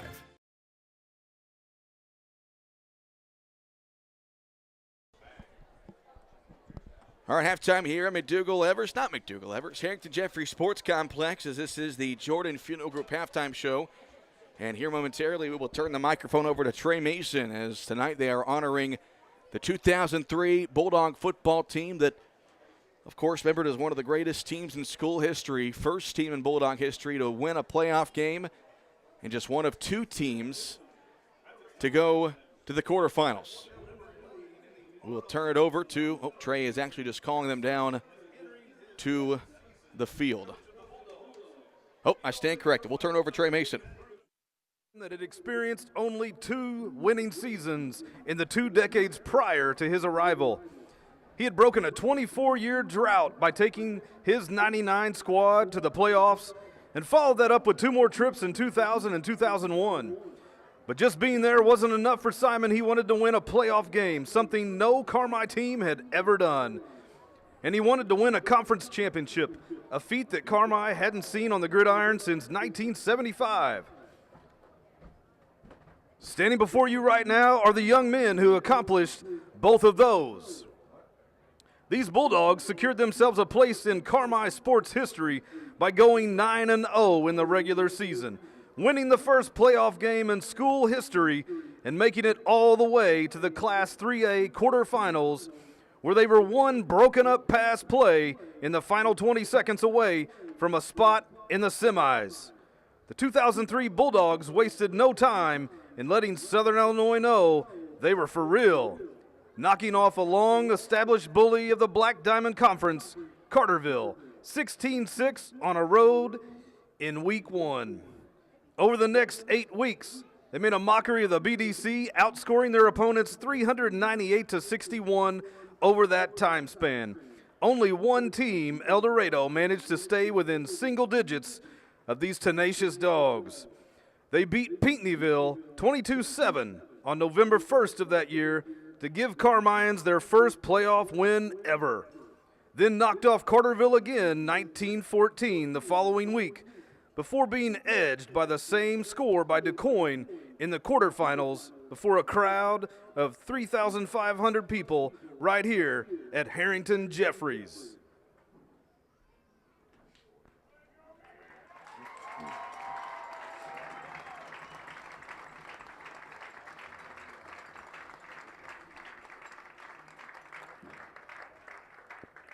And now, let's meet this team. And fellas, if you wouldn't mind, to give a quick wave as we say your name and number.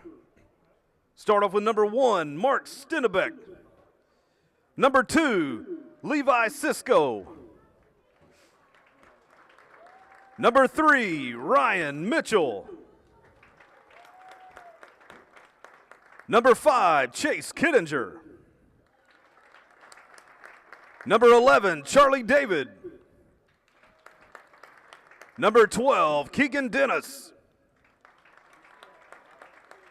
Number 20, Jesse James. Number 21, Brad Atterbury. Number 22, Carl Torrey. Number 25, Kevin Wolf. Number 26, Justin Kauskowski. Number 28, Jason Kauskowski. Number 30, Tony Blankenberger. Number 32, Blake Renshaw. Number 34, Chris Anderson. Number 40, Asa Stinson. Number 44, Jerry Holman. Number 45, Brad Sneed. Number 50, Corey Robinson. Number 51, Matt Sneed. Number 52, Omar Keys. Number 53, Eric Belford. Number 55, Rio Stinson. Number 60, Jeff Travelstead. Number 62, Ryan Johnson. Number 63, Clay Hoskins. Number 65, Neil Winter. Number 66, Alan Stratton. Number 70, Kyle Wood. Number 73, Mitch Rowe. Number 74, Eric Trout.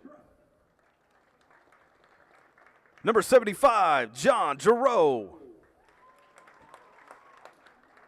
Number 76, Zach Brzezinski. Number 78, Devin Buchanan. Number 79, Daryl Simmons. Number 80, Mark Healy. Number 82, Adam Sexton. Number 86, Jim Kress. Number 90, Chad Masterson. And number 99, Corey Newman.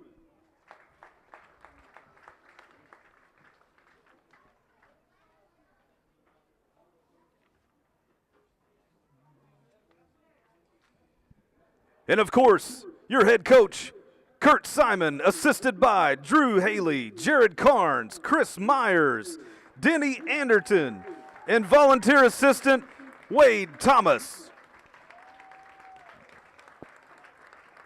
Your manager that year, Matt Musgrave. And your cheerleaders, Whitney Barbary, Becca Costin, Ashley Knight, Drew Fritchley, Samantha G, Jessica Hall, Leslie Leakey, Casey Anderson, Robin Brown, Holly Rowe, Melinda Hubley, Amber Puckett, and Tiffany Whitley.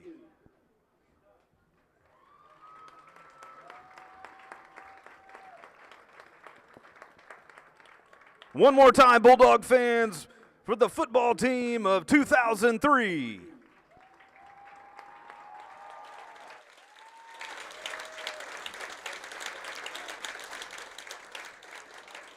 And so again tonight, the 20th anniversary of the 2003 Bulldogs, one of, if not the best football team in Carmi-White County history. We'll go ahead and step aside for a 3-minute break. We'll come back with the Jordan Funeral Group halftime show right here on 97.3 WRUL. Slay's Restoration, restoring communities for more than 30 years with a rapid response fleet equipped to handle any size loss, wind damage, fire restoration, water damage, mold removal, and remediation. Slay's Restoration is there when you need them most, working to bring your property to better than before condition with state-of-the-art technology and hard work. The #1 disaster restoration company for water, fire, wind, and mold. Visit slaysrestoration.com to learn more.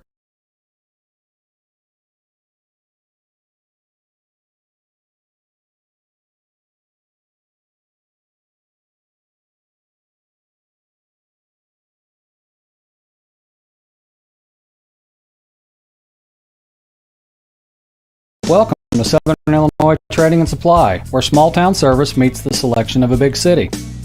We proudly offer top-notch American-made mowers, quality you can envy neighborhood vehicles, perfect for family fun or cruising around your neighborhood. We are also your destination for Traeger grills, Diamond Pet Food, MFA Farm Feed, everything you need in one place. Southern Illinois Trading and Supply, not the same old store you're used to. We're different and we're proud of it. Southern Illinois Trading and Supply Town Value Selection. Hi, this is Morgan DiMaggio with Taylor Eye Care on Falcon Avenue in Carmi. Here at Taylor Eye Care, we offer a full range of eye care services, including comprehensive vision and eye health examinations for all ages. Taylor Eye Care also carries over 500 eyeglass frames, as well as a large selection of sunglasses. At Taylor Eye Care, we treat every patient with the same care we would our own families. Call 382-4683 to schedule an appointment. That's 382-4683. Come see me and our fantastic staff to experience excellence in eye care. Less stress, more family. Supportive living could be the answer. Personalized support with daily activities, social connection, and peace of mind for families. Just a few of the many benefits of supportive living at Wabash. If you're worried about mom or dad getting around, taking medication, or living safely on their own, supportive living at Wabash Christian Supportive Living could be the answer. Please visit us at chliving.org or call us at 618-900-8245 to learn more. Whether you're a competitive athlete or want to enjoy a stroll around your neighborhood, orthopedic health is critical to your quality of life. The Orthopedic and Sports Medicine team at Wabash General Hospital treats injuries and disorders of the bones, joints, ligaments, tendons, muscles, and spine so you can return to moving through life with greater comfort and ease. To schedule an appointment, call 618-263-6400. Wabash General Hospital, people you know helping people you love. When it comes to tax preparation, experience counts. Hi, this is Dewana with Butch & Associates CPAs in Carmi. Taxes are complicated, but choosing a tax professional shouldn't be. We have the knowledge and experience to make the most of your tax return. Turn to the professionals at Butch & Associates CPAs in Carmi. Call 382-4151. That's 382-4151. Also visit online at butch.com. That's BOTSCH.com.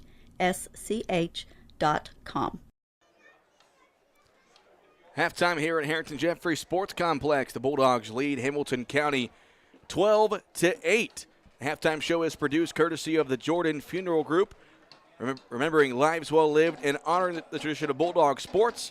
Visit jordanfuneralgroup.com for more. Again, Bulldogs lead 12-8. Definitely not a grateful first half for Carmi, but Hamilton County came to play. The game plan to put pressure on the front five for the Bulldogs has worked to fruition so far. As again, the Bulldogs just 12 points, 2 touchdowns. One of those came from Landon Driscoll there in the final seconds of the half on a rollout touchdown run. Noah Pollard scored the first one from 3 yards out earlier in the first quarter. Other scores from around the area going on right now is Fairfield leading El Dorado at the half 24-6. Cesar-Valier leads Pinckneyville at the half 28-14. Johnson City leading Edwards County 30-8 in the second quarter, or correction, 30-0 there in the second quarter. And then at halftime it was Flora over CZR 14-6. That's all the Black Diamond Conference scores going on tonight. Looking for some other Southern Illinois scores. West Frankfort was leading Heron at 12-8 at the half. Benton leading Chester at halftime 33-0. Carterville leading Nashville 21-7 at the half. And it looks like DuQuoin is leading Harrisburg 20-6. That one is in the second quarter. That all the relative local scores going on here in week 2. And again, here in Carmi, the Bulldogs trail Hamilton County 12-8. We're about 4 minutes away from the start of the second half. I'll go ahead and step aside for a 2-minute break. Second half right around the corner. It's Bulldog football on 97.3 WRUL. Before you drive a nail, drive to Carmi Lumber. From cabinets and flooring, doors and paint, lumber and hardware, to shingles and siding. Knowledgeable and friendly staff that have your back on all those home projects and even deliver to your door. So before you drive a nail, drive to Carmi Lumber for the woods, the goods, and the know-how. Visit Carmi Lumber, North 3rd Street in Carmi, and carmilumber.net. Hello, Bulldog fans. This is Kyle Hosick with Country Financial. It's been great coming back to my hometown of Carmi, supporting our Bulldogs as well as my current and future clients. Whether you're looking for auto or home insurance, insurance for your business, life insurance, or a retirement plan, I can help. I take pride in quality customer service and promise to listen to what's important to you while ensuring you have the right coverages. Stop by my office to see what sets us apart. Country Financial Representative, the 609. Summer is here, along with the scorching heat and relentless humidity. But don't sweat it. Visit Cherry Street Automotive and get an air conditioning checkup to make sure your AC is cooling properly, even on the hottest days. The pros will also check your tires and change your oil, too. Call Cherry Street Automotive in Carmi, 618-382-7165. That's 382-7165. And beat the heat. Cherry Street Automotive, your partners in auto repair. Citizens National Bank of Albion has always been in the business of making dreams come true. Are you like many in the community that have dreamed of owning your own business? Bring your ideas in and speak to one of our commercial loan professionals in Albion, Olney, Crossville, and Bridgeport. Our competitive rates and solid decision making will make it the best decision you've ever made. Let us help you get started, and we'll watch your business grow. Citizens National Bank of Albion, no better banking. Member FDIC, Equal Housing Lender. All right, halftime here at Harring-Jeffries. Bulldogs lead Hamilton County 12-8. We're about 2 minutes away from the start of the second half. This is the Jordan Funeral Group halftime show. And Chris, good news, you're up by 4. The bad news is, didn't play a great first half. I mean, you'll take a 4-point lead, but, man, Hamilton County, they just executed their game plan to a T there in those first 2 quarters. Yeah, if you're Carmi, you're thrilled that you have the lead, but you still don't feel really comfortable with the lead that you have, because this Hamco defense was all over the field, and credit a good play call on 4th and 8 down there with getting us a score, because our MO, the power I, the T, Hamco has risen to the occasion. We talked earlier tonight, Cole, that they are just absolutely throwing the kitchen sink in defensively, run blitzing every down, being aggressive. That formation they have is what's called a 3-3-5, where they have 6 players or less at the line of scrimmage, kind of a shell formation with 5 remaining defensive backs, but they're blitzing A-gaps, they're crossing gaps, defensive linemen are stunting.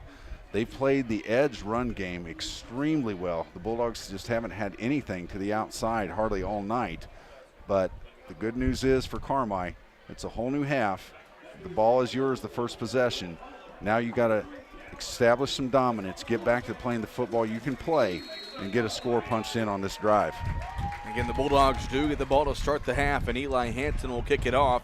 And it'll be Noah Pollard who bobbles it at the 15 but picks it up. A correction from the 10. Now running up the middle is Noah Pollard. Dragons and Foxes with them up across the 35. And a good return by Pollard despite the bobble at the beginning. And good position for Carmi to start this drive. Nice gain. Good field position. You'll take that every time. Again, I just think Carmi has to get their confidence back in the run game. You're going to have to address, picking up those blitzes. Again, a lot of heavy A-gap blitzing, what they call run blitzing. You'll notice these linebackers aren't just walking up and stopping. They're on a dead sprint, timing the snap. I'd like to see some more hard counts, maybe catch them off sides. Driscoll starts this drive under center in the power I formation. He'll fake the toss, then a handoff to Siebers, who makes a nice cut up across the 35-yard line up to the 42. And a good run on first down, gets about 6. Excellent cut by Siebers. Kind of looked like he was going to be stopped for a loss, but made a good juke and got us some positive yardage. And again, if you're Carmi right now, brand new half. You don't have to deviate much from what you do. Just take your time, play your brand of football. 2nd down and 5 for the Bulldogs from the 43-yard line. Under center is Driscoll back in the power I. Driscoll turns, gives it off to Pollard. Left side, Pollard breaks one tackle across midfield and is brought down at the Hamilton County 48-yard line. That's enough for a Rush Appliance first down. Pollard is that edge rusher that if you can get him to the outside, he can potentially break one with his speed. But he's been a nice mix-up from the power running of Siebers and Dodson. And again, a nice job by the left side of that offensive line. And this is what you want for Carmi.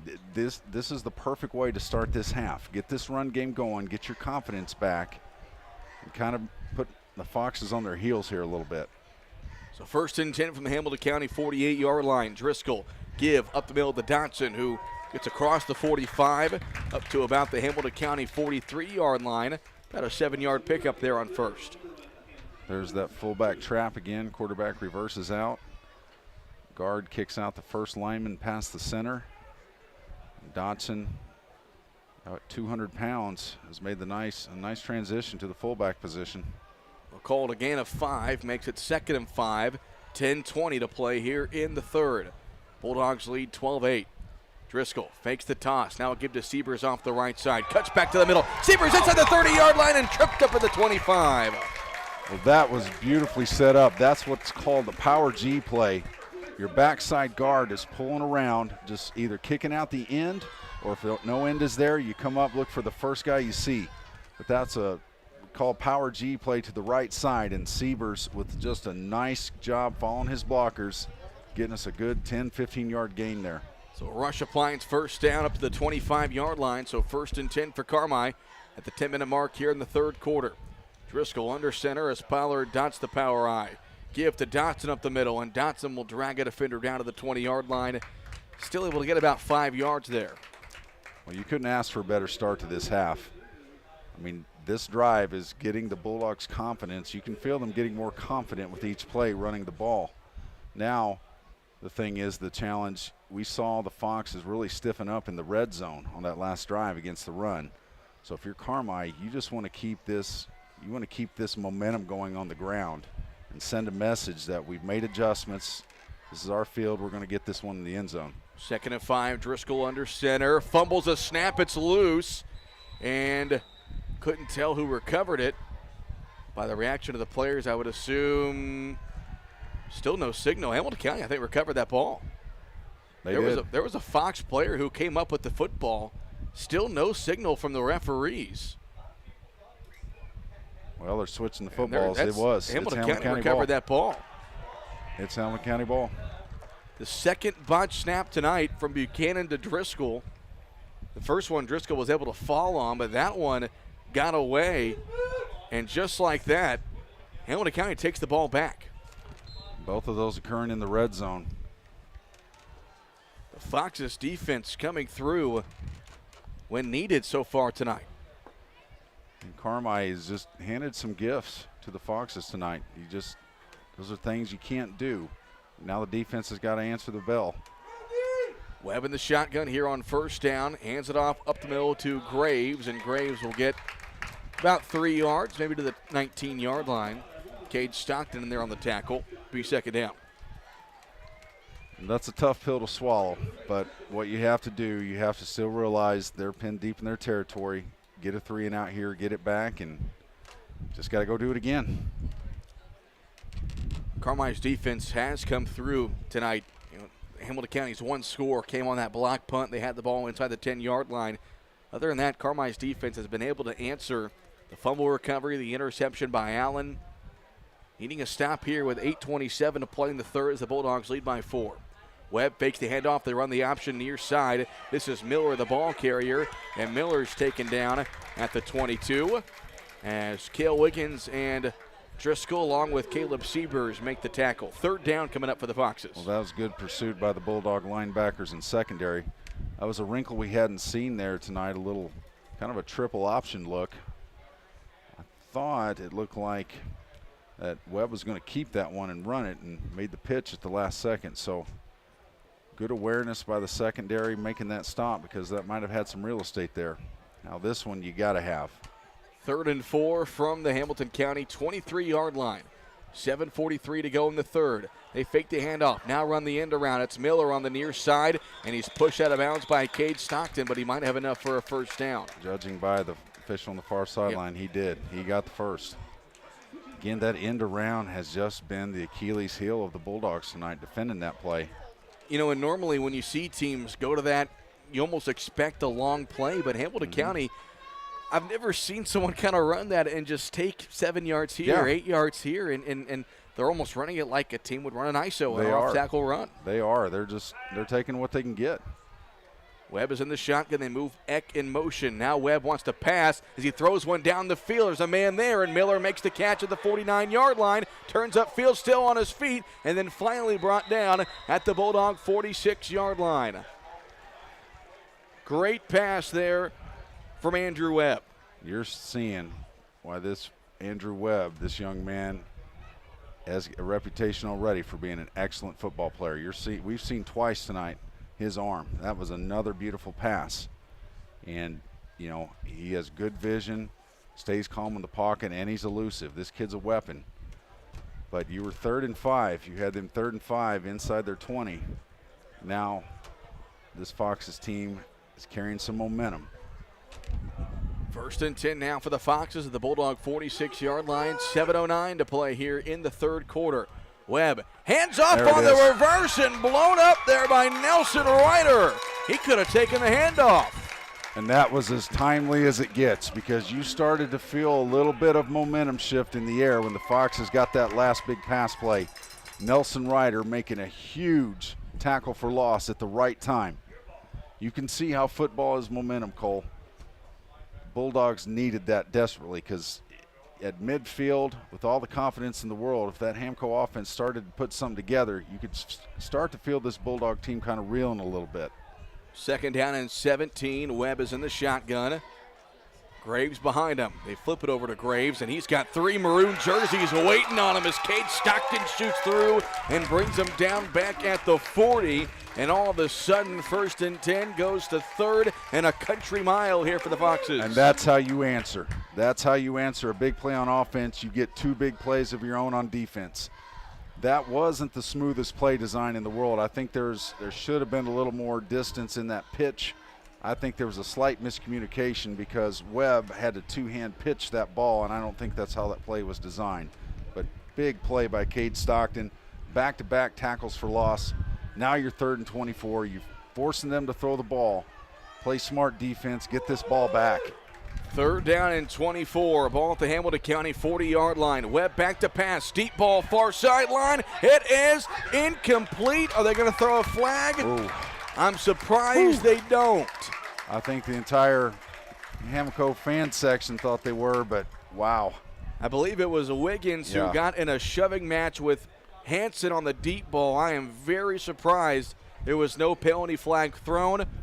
We'll take it. But we'll take it. It's 4th down. I mean, by every definition of pass interference, that was it.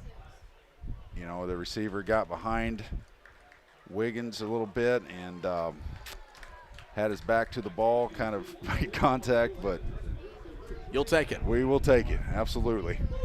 So 4th and 24. Here's Hanson again, a rugby-style punt. He's going to take off on 4th and 24. He's got a long way to go. Hanson across the midfield and dragged down at the 45-yard line. Easton Sullivan able to make the tackle, and it's a turnover on downs. Good heads-up play by Sullivan. I don't think the Hamco coaching staff will be too happy with that decision. You know, on a 4th and 8, 4th and 7, it's a different story. But 4th and 24, I mean, he had a long way to go. Your defense has been playing so well. You wanted to flip the field there if you're Hamco. Get the Bulldogs pinned back in their own territory and let your defense has been playing so well get you the ball back. Now the Bulldogs have the ball at midfield, and they just got to go back to the drawing board. But it's, again, Carmi has to clean up the little things. You know, the center quarterback exchange, the fumbles, just the little things. Carmi's they got to stop shooting themselves in the foot. If we can do that, we're going to put a drive together. Driscoll in the shotgun here on 1st and 10. It's a double handoff. Trayton Vickers going to the right side. He's got blockers. Vickers across midfield and across the 45, still on his feet. 1st down and more for Trayton Vickers all the way to the Hamilton County 35-yard line. Well, the Bulldogs playing a little version of anything you can do, I can do better. We've seen Hamco run that counter all night. The Bulldogs answer with a little version of their own. Trayton Vickers taking it off the right side. Another young man who is making more or less his debut on the offensive side of the ball this year, and fantastic carry. There is an injured Fox on the play, so Benner Richter, the Carmi athletic trainer, will come out, and I think that's a cramp as Richter goes for the leg of the injured Fox to stretch it out. And so while he's being attended to, we'll step aside for a 30-second break. Bulldogs driving up 12-8. Hello, Bulldog fans. This is Kyle Hosick with Country Financial. It's been great coming back to my hometown of Carmi, supporting our Bulldogs as well as my current and future clients. Whether you're looking for auto or home insurance, insurance for your business, life insurance, or a retirement plan, I can help. I take pride in quality customer service and promise to listen to what's important to you while ensuring you have the right coverages. Stop by my office to see what sets us apart. Country Financial Representative Kyle Hosick, 603 West Main in Carmi. Back here at Harring-Jeffries, 5:14 to play here in the 3rd quarter as Benner Richter, the Bulldog athletic trainer, still attending the injured Fox, or the cramped up Fox, there on the play.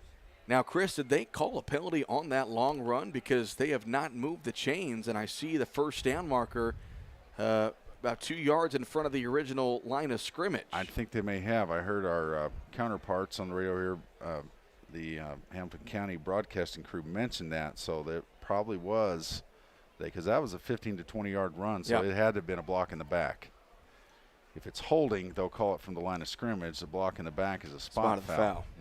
So they'll put the football right now. It's marked at the Carmi 49. So it erases that long run by Vickers as the Fox player up and walking off the field is Brody Barker, who we said earlier has been all over the place. No wonder he's cramping up. He's been making tackles left and right for the Fox defense. But, so we'll be 1st and 9 for Carmi.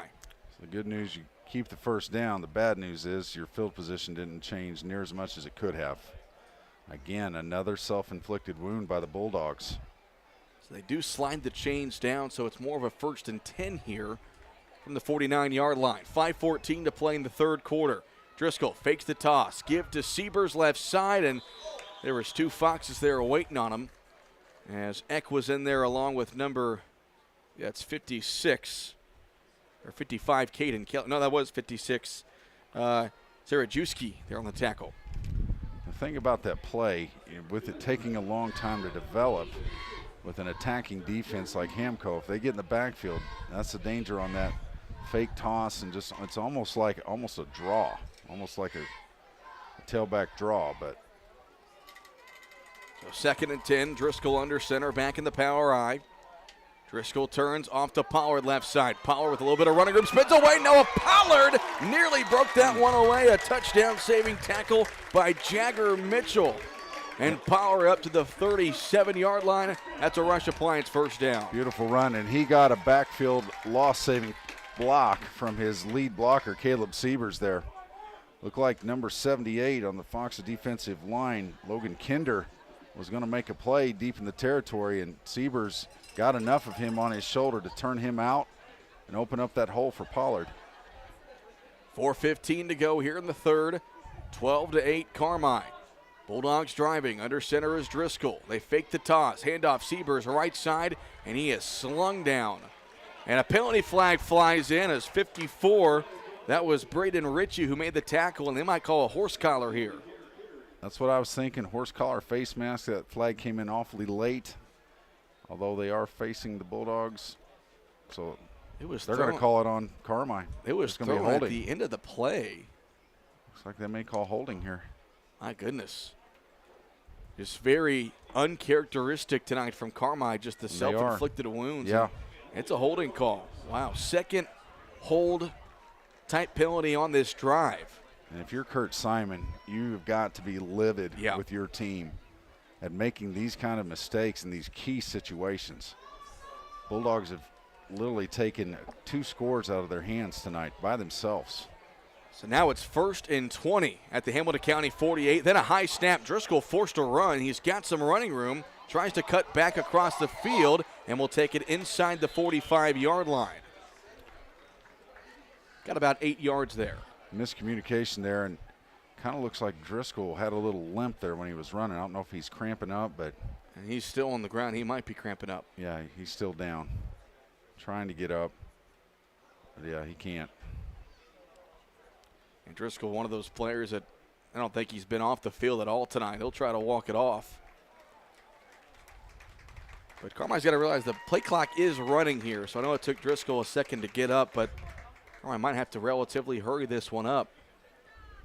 We're at 3:16 to play here in the third quarter. Bulldogs still lead 12-8. Yeah, you definitely don't want to have to burn a timeout here. And you don't want to take a 5-yard penalty either because you're already 2nd and 14. 2nd and 14. Driscoll gets the Dogs to the line of scrimmage in the power I. Driscoll under center. He'll take the snap, and the give is to Pollard left side, and he runs into a brick wall. Nowhere to go. That was Ritchie again on the tackle. And again, you see how penalties are just momentum killers. Penalties, missed snaps, the little things that are drive killers, and they've proved costly tonight for the Bulldogs. Even though we have the lead, there are a lot of opportunities we haven't been able to take advantage of because of our own mistakes. But you're still up, you still have the ball. You got to find a way to gut this drive out. Big play here. 3rd and 14 with 2:17 to play here in the third. Carmi leads 12-8. Under center, Driscoll in the power I. Hamilton County shows blitz. Driscoll back to pass. Deep ball. Open is Allen downfield, and it's knocked away. Eli Hansen knocks it away at the last second, and it falls incomplete. It's a good play call, good protection. Driscoll set his feet well, made a good throw. It's just well defended in the secondary. I mean, can't question that. There was a well-designed, well-executed play. Just well defended. Allen had a step on the defender, and Hansen came in from the backside and able to knock it away. And I'm not so sure if maybe you're in shotgun, maybe you pooch kick this. I would play the field position game. Carmi comes out with 2 out wide to the right. 2 tight ends here near side. Driscoll backs up, and it will be a pooch kick, and he might have kicked it a little too hard, and it will bounce into the end zone. No, it stays. It took a backwards hop, and it will be down at the 1. Yes. That ball was rolling for the end zone and then took a last-second backwards bounce, and it was Cade Allen who downed it at the 1. And I'm talking that ball is just outside of the end zone. So that was just a smart decision, and I don't think an NFL punter could have done it that well. That's tough. There's guys getting paid $1 million to kick that didn't kick that well. Normally you want to try to corner that kick to where if you do kick it too hard, you can go out of bounds. I thought as soon as it landed, that ball was kicked way too hard, but it took a Carmi bounce at the 1. Smart decision. Play the field position game. I mean, you know this is a defensive battle when you get excited about a punt. So, but you couldn't ask for anything better. If you're not going to get the first, you got them pinned inside their 1. The Bulldogs got to take advantage of this. 1st and 10 from the half-yard line. They just go quarterback sneak and a penalty flag thrown as quarterback Webb just trying to lean forward and get whatever yardage he can. And we'll see what the penalty was. They are talking to the Bulldog defense. This might be against Hamilton County. And even if they do accept it, you may even decline it because you're not going to move them back. You decline it and take the 2nd down. You don't let them replay the down. I would just decline. I don't know if it was a false start or it was thrown as soon as the snap was. It's going to be a hold. False start. False start against Hamilton County. So Bulldogs took the penalty. I don't think you have the option to decline on a false start. There. That's correct. That was a false start call. So basically just replaying the down. Yeah, that's correct. It's a line of scrimmage call. 1st and 10 from the 1. Hamilton County here in the shotgun. And we got another one.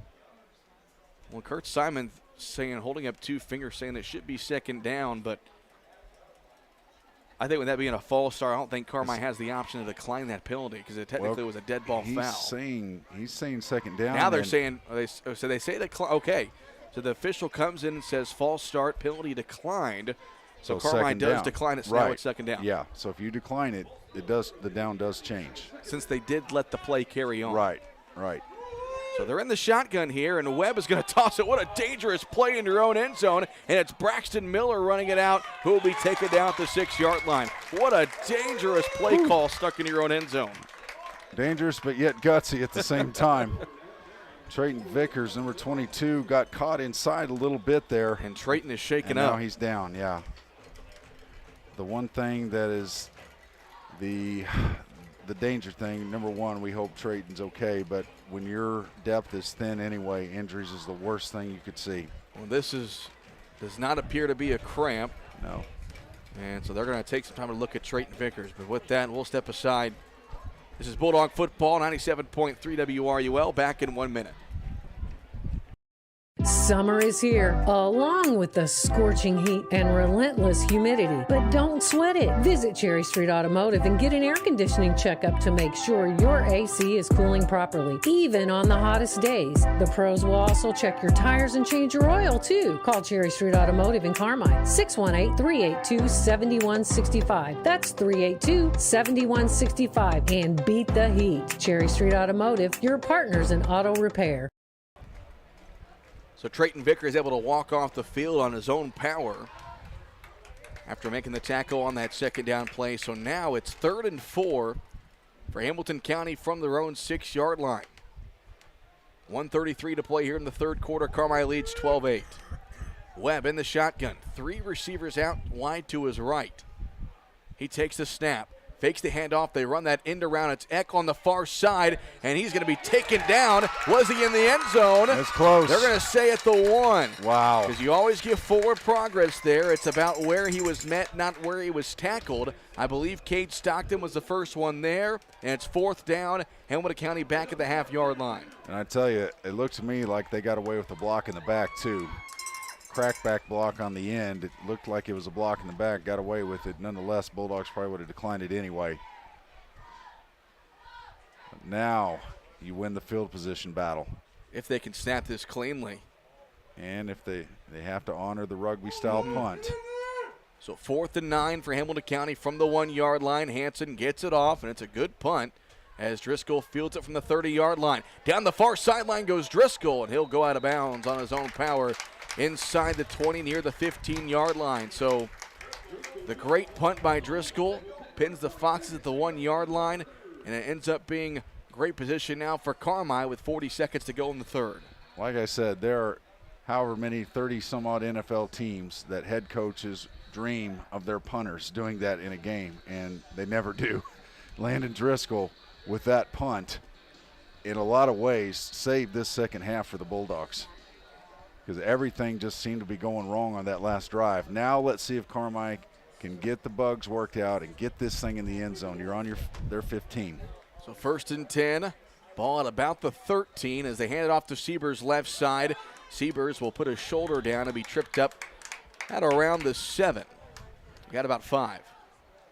That's number 82, Jace Cross. And we'll see if Carmi wants to run one more snap before the end of this quarter. Well, both teams held scoreless so far in this third. Looks like they're just going to hold it here and go to the fourth quarter. So the halftime score was 12-8. And at the end of the third quarter, that score will stay the same. An unexpected barn burner here at Harring-Jeffries as the Bulldogs lead Hamilton County 12-8 as we go to the fourth and final stanza. Back in 1 minute on 97.3 WRUL. The summer sell-down is on at Expressway Ford. Save thousands on our #1 selling model, the 2023 Crew Cab F-150 4x4. Well equipped for only $47,990. Huge discount on like new demo Escapes and Bronco Sports. Low APRs available on most new Fords. Over 500 vehicles available. As summer winds down, the deals are only getting hotter at Expressway Ford. More Fords for less.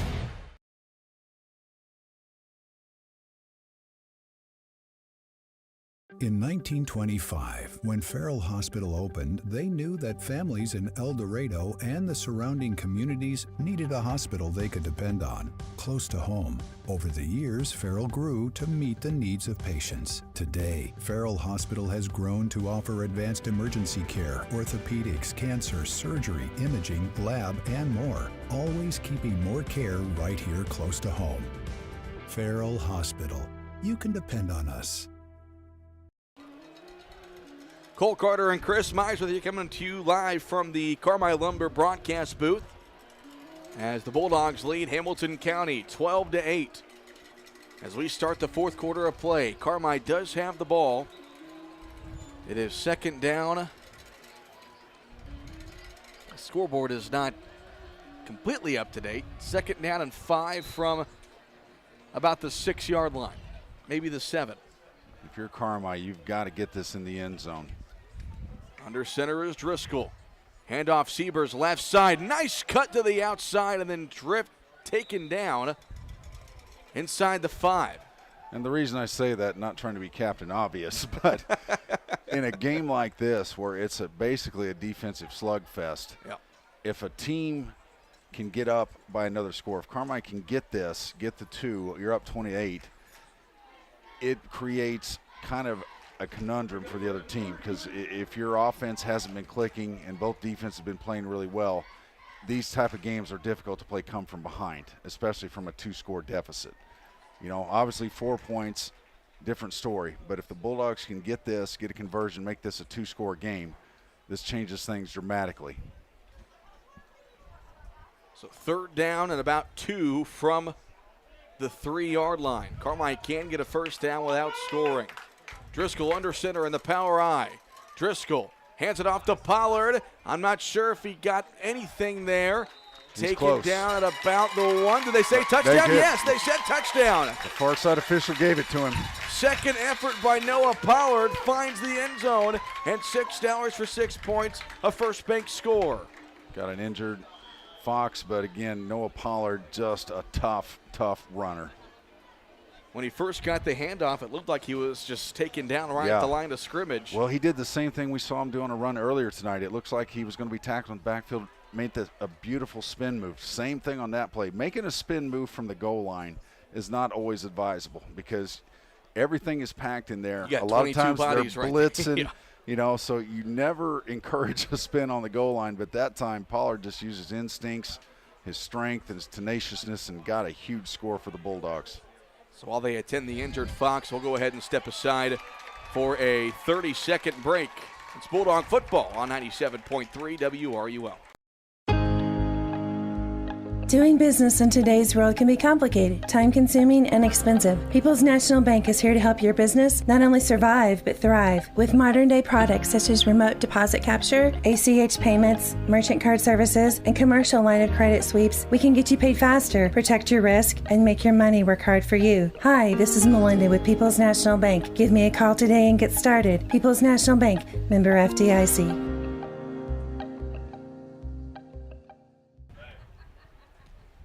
Under 11 minutes to go here in the fourth quarter as the Bulldogs do find the end zone. Noah Pollard with his second touchdown of the night, his third on the season, and they are still attending the injured Fox.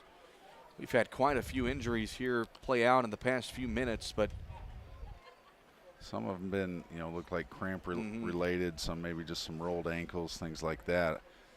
But young man's still down, hoping everything's okay there. And again, your score, Carmi leads 18-8, 10:56 on the clock here in the fourth quarter. And we'll go ahead and give him some more time. We'll step aside for 1 minute as they attend the injured Fox. Welcome to Southern Illinois Trading and Supply, where small town service meets the selection of a big city. We proudly offer top-notch American-made mowers, quality you can rely on. Envy neighborhood vehicles, perfect for family fun or cruising around your neighborhood. We are also your destination for Traeger grills, Diamond Pet Food, MFA Farm Feed, everything you need in one place. Southern Illinois Trading and Supply, not the same old store you're used to. We're different and we're proud of it. Southern Illinois Trading and Supply, where small town value meets big city selection.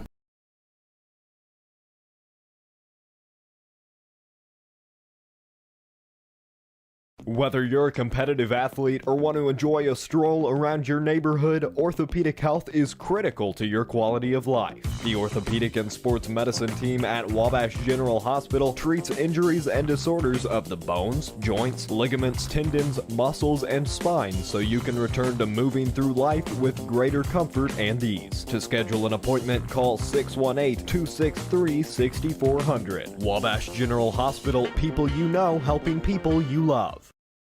Hamilton Memorial Hospital family clinics are growing to meet the needs of our communities. We're proud to continue to expand by offering acute, urgent care services by welcoming Dr. Brian Sloan to our McLeansboro Family Clinic location. With over 20 years of emergency medicine experience, Dr. Sloan provides acute, urgent care visits for those times when you can't wait to feel better. From colds and sore throats to care after sports-related injuries and more. Hamilton Memorial Hospital Family Clinics. Here for you now, like we've always been. To schedule an appointment, call 618-643-2988. Welcome to Pro Rehab Carmi, where our passion is getting you back to life faster. It is our privilege to walk with you every step of the way using evidence-based treatments specifically created just for you. Whether it's sports, general orthopedics, or pelvic floor rehab, you are in the right hands. Your results are worth fighting for, and our team fights for you. Call 384-7872 or visit Pro Rehab on Main in Carmi and get back to life faster. You can buy more of what you want when you save on what you need. Save on meal ingredients by shopping Little Giant Grocery Outlet in Carmi. Little Giant's team of buyers are constantly scanning wholesalers, looking for pantry favorites and meal ingredients at astonishing savings just so you can shop confidently, knowing that you can come in anytime and find great deals from fresh cuts of meat and grocery items to deli, fresh produce, and frozen goods. See just how much more your dollar buys at Little Giant Grocery, Carmi, Illinois. Shop, click, drive. It's that simple with RiceMotors.com. Picks and pricing updated several times a day. Even vehicles in transit. You get the first look when you shop RiceMotors.com. Got an idea of what you're looking for? Want to schedule a service appointment? You can do it all. Rice Motors has served the region for 90 years. And with RiceMotors.com, it's never been easier for you to shop. Click, drive. RiceMotors.com. Visit now. Family owned and operated for more than 70 years. Rush Appliance and Furniture stands the test of time. We have a large selection of in-stock furniture and appliances for every room in your home, grills and smokers, and an unmatched dedication to superior service. This is Sean Rush inviting you to visit me in Fairfield or my dad Terry in Carmi, where we can help you furnish every room in your house with superb service after the sale.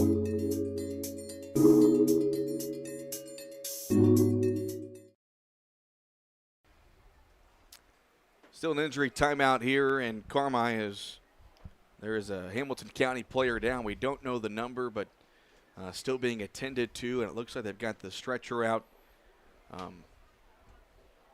Obviously, I don't care what team you root for, or what school you go to. It's just something you never, ever want to see at any level, at any sport. No, these are young men. These are sons of local parents. These are just kids, and never want to see this. We'll go ahead and step aside one more time as they continue to work on the injured Hamilton County player. Family owned and operated for more than 70 years. Rush Appliance and Furniture stands the test of time. We have a large selection of in-stock furniture and appliances for every room in your home, grills and smokers, and an unmatched dedication to superior service. This is Sean Rush inviting you to visit me in Fairfield or my dad Terry in Carmi, where we can help you furnish every room in your house with superb service after the sale.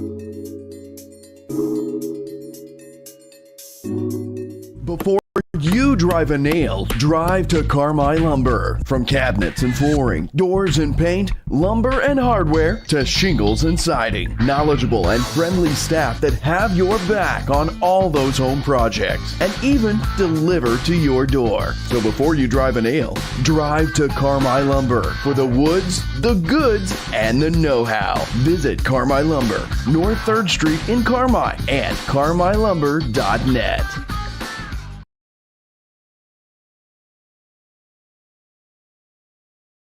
Hello, Bulldog fans. This is Kyle Hosick with Country Financial. It's been great coming back to my hometown of Carmi, supporting our Bulldogs as well as my current and future clients. Whether you're looking for auto or home insurance, insurance for your business, life insurance, or a retirement plan, I can help. I take pride in quality customer service and promise to listen to what while ensuring you have the right coverages. Stop by my office to see what sets us apart. Country Financial Representative Kyle Hosick, 603 West Main in Carmi. Summer is here, along with the scorching heat and relentless humidity. But don't sweat it. Visit Cherry Street Automotive and get an air conditioning checkup to make sure your AC is cooling properly, even on the hottest days. The pros will also check your tires and change your oil, too. Call Cherry Street Automotive in Carmi, 618-382-7165. That's 382-7165. And beat the heat. Cherry Street Automotive, your partners in auto repair. Citizens National Bank of Albion has always been in the business of making dreams come true. Are you like many in the community that have dreamed of owning your own business? Bring your ideas in and speak to one of our commercial loan professionals in Albion, Olney, Crossville, and Bridgeport. Our competitive rates and solid decision making will make it the best decision you ever made. Let us help you get started, and we'll watch your business grow. Citizens National Bank of Albion, no better banking. Member FDIC, Equal Housing Lender. The summer sell-down is on at Expressway Ford. Save thousands on our #1 selling model, the 2023 Crew Cab F-150 4x4. Well equipped for only $47,990. Huge discount on like new demo Escapes and Bronco Sports. Low APRs available on most new Fords. Over 500 vehicles available. As summer winds down, the deals are only getting hotter at Expressway Ford. More Fords for less. In 1925, when Farrell Hospital opened, they knew that families in El Dorado and the surrounding communities needed a hospital they could depend on, close to home. Over the years, Farrell grew to meet the needs of patients. Today, Farrell Hospital has grown to offer advanced emergency care, orthopedics, cancer, surgery, imaging, lab, and more, always keeping more care right here close to home. Farrell Hospital. You can depend on us. great teamwork is no accident. David and the gang at Hale Body Shop salute the area athletes. Just as in sports, the team at Hale Body Shop work together to make sure you get your car back as quickly as possible. When it comes to collision repair, more and more people choose the team way out there on Possum Road. All right, so we resume action here at Harring-Jeffries for the 2-point conversion as somebody jumped off sides or a false start, one or the other there on the play, but not sure of the number of the Hamilton County player that was injured, but they did cart him off the stretcher, off the field, and all you can do is just thoughts and prayers go to that kid. And it's just something you never want to see. Pray for healing for that young man right now and be with his parents. It was a false start on the Bulldogs. Tight end Trey Vickers kind of responded to that stunt blitzing. So this will definitely change the play call for Carmi. Again, the Bulldogs are still just trying to go for 2 here as Noah Pollard scored that 3-yard touchdown run. Both, I mean, it's quiet here. Obviously, it's a mental thing. As Driscoll will pass here on the 2-point play, throw is going to be picked off, and offensive score only in high school on 2-point plays. And college of the pros, that could have been 6 points either way. Since it's a 10-point game, that doesn't necessarily hurt the Bulldogs too much, but Carmi leads at 18-8 with 10:56 to play here in the fourth quarter. We'll take a 30-second break. It's Bulldog football on 97.3 WRUL. Before you drive a nail, drive to Carmi Lumber. From cabinets and flooring, doors and paint, lumber and hardware, to shingles and siding. Knowledgeable and friendly staff that have your back on all those home projects and even deliver to your door. So before you drive a nail, drive to Carmi Lumber for the woods, the goods, and the know-how. Visit Carmi Lumber, North 3rd Street in Carmi and carmilumber.net. All right, 10:56 to play here in the ball game. Bulldogs still lead it 18-8. Cole Carter and Chris Myers with you. Asher Penrod and Kai Roberts with us for those of you watching on the WRUL Sports YouTube channel. And Scott Maring back at the WRUL studio. Bulldogs will kick this one off, and Driscoll with the line drive kick, and we've got another penalty. Another false start, it looks like. They're saying one of the Bulldog defenders crossed the line before the ball was kicked. So, again, I haven't kept track of how many penalties tonight, but I'm going to venture to guess that's at least we're reaching close to double digits, I'd say. Yeah, minimum 7 to 8. And Mark Sinneback, who's a special teams guy for the Bulldogs, kind of threw his hands up and it's like, guys, how many times? Yeah, just been kind of one of those nights for Carmi. Yeah. Well, you're still up by 10 and you'll take it, but it's not been pretty. No, a lot of time if you're Hamco. Driscoll will kick this one away.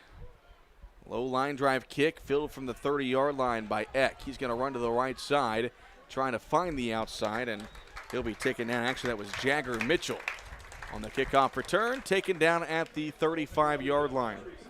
So those of you just joining us, there's a Hamilton County player who had to be taken off the field just a few moments ago. Not sure on the number of the injured player, but of course thoughts and prayers are with him and his family. And it definitely it kind of affects the entire energy of a game, not just absolutely. for the team, the teammates, obviously for Hamco, but for the whole crowd. You can just see. I mean, it's just the last thing you ever want to see with these young men on the field. But just do your best to play more football. And the shotgun, this is going to be Webb. Fakes the quick pass, now tries to run it by himself, and he's got nowhere to go. Nelson Ryder in there on the tackle, as well as, I believe that's Gavin Payton. Nice job by Nelson Ryder. That was kind of almost a version of the old pump fake. I thought we might get a Statue of Liberty end around, but that was actually more set up to be a quarterback draw. But Nelson Ryder doing a good job shooting the gap and stopping that thing before it could start it, because like we said, Webb is an athlete. If he gets out in space, he could do some damage with his legs too. So a loss of 2 on the play makes it 2nd and 12 with the ball at the Hamilton County 34-yard line. Bulldogs lead at 18-8. We approach the 10-minute mark. Here's the end around, and run with the football is Eck, and Eck will take it across the 35 to about the 36 as Pollard and Vickers along with Caleb Siebers combined for the tackle. Nice job staying at home, maintaining your gap integrity, they call it, pursuing well. You know, that misdirection handoff had kind of just kept the Bulldogs on their heels the first half. This time, Siebers there, you know, we talk about how he's all over the field, and Pollard, same thing. Both those guys did a nice job there. Start to see some of the guys just shaking some soreness off. You know, got guys getting banged around, you know, banged up. So you want to get through this fourth quarter healthy. 3rd and 10. They run the end around once again. It's Miller trying to find the right edge, and he is met in the backfield. Andrew Dotson in there, as well as Cale Wiggins, and a loss of about 6. And it's 4th and long here for Hamilton County, and down by 10 with 9 minutes to go. I think 2 scores. Boy, this is a tough one. Yeah. Because if you don't get it, you're going to concede. They're going to punt it. Yeah, I was going to say, you got to kick this one. You still got enough time. And the defense has stop. done well. Yes, they get a stop, get the ball back. You know, if you can score, get a 2-point conversion, it's a one-score game regardless. So. Low snap, Hanson able to recover it. And it's a short kick as Cade Allen calls the fair catch and makes the fair catch at the 36-yard line. You know, Chris, really got to give credit where credit's due. The Carmi defense tonight has done a really good job. You know, the one touchdown for Hamilton County came on that blocked kick, but the Bulldog defense has made plays and gotten stops when they needed to. They have. You know, they really have. When your back's against the wall like that, it's kind of reminiscent of the Johnson City game last year when we had the bad snap first series. Our defense is, on the 4-yard line to start. Kind of the same thing here, but the defense, other than their backs against the wall that first series, you're right, Cole. They've played an outstanding football game from that point on. So 1st and 10 for the Bulldogs, power I formation. Driscoll will give it off to Pollard left side. Noah looking for the edge, and he'll be tripped up at around the 44, about a 7-yard pickup, maybe 6. Now this is where you play Bulldog football right here. The play you just saw, T, power I, see heavy doses of it. If you can keep the chains moving here, keep the clock running, at the very least, you get it down under that. You know, if you can keep this ball for 4 minutes or more, you're going to force Hamco to have to at least consider using some timeouts. So you kind of start to see the Bulldog offense starting to lean on the Hamco defense at this moment. So let's see what we get out of this drive. 2nd and 4 from the 45-yard line. Driscoll fakes the toss, give to Siebers off the right side, and Siebers will take it up to midfield and powers his way into Hamilton County territory for a Rush Appliance first down. Again, there's that fake toss, delayed handoff. Siebers just grinding his way to a first down. That's all you can ask for. And the huge thing that did, that first down, that's going to keep the clock churning. Go ahead. I was just going to say, you can see how slow the Bulldogs are breaking the huddle. It's taking their time. 7:35 to play here in the ball game. Carmi leads at 18-8. They go in the T formation. Hamilton County stacks the box, and they blitz the house. Driscoll barely able to get the handoff off to Johnson, and he fumbles it, and Hamilton County recovers it. The Foxes blitzed right at the snap. Driscoll barely got the handoff to Dotson. Andrew had a nice run, but the ball popped out, and Hamilton County not going away. That blitz, that time it was a home run for them. They timed it perfectly. The initial exchange wasn't clean. I don't know if it gave Dotson the opportunity to fully get control of that football. And the worst thing that could happen happened once again. This game is not over yet. The Bulldogs are making it difficult on themselves at horrible situations. That was a chance to really kind of put the nail in the coffin in this game. Now Hamco has a ton of life and a lot of time. 7:21 to play here in the fourth quarter. And the shotgun is Webb. He'll take the snap. He's back to pass. Pressure comes from Cade Stockton. Throw over the middle, cut by Hanson. First down, lots of running room. Hanson across the 40 and down the 35-yard line. There was nobody near Hanson when he caught that pass in a big play. And I tell you what happened. The back floated out of the backfield to the flats. Our linebacker went up to cover him. When he did that, that opened up Hampson right in the middle of the field. And that was just kind of a miscommunication in coverage. I think we blitzed an extra person. He thought the pass was going to go to the flats, went up to cover it. Middle of the field was open.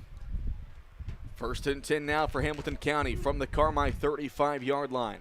Webb in the shotgun, a running back behind him. Webb back to pass. Pressure comes, throw over the middle, incomplete. And it's probably a good thing he didn't catch it because Noah Pollard delivered the hammer anyway. And now Eck, a little slow to get up. You definitely don't want to see that. Don't want to see injuries, period. But Eck took a shot from Pollard. As hard as Pollard hits on offense, he hits even harder on defense. Yeah, Noah goes over to Eck and gives him a little pat, and Eck's not going to be able to make it off the field. And that one hurt from up here. Yeah, he's holding his arm.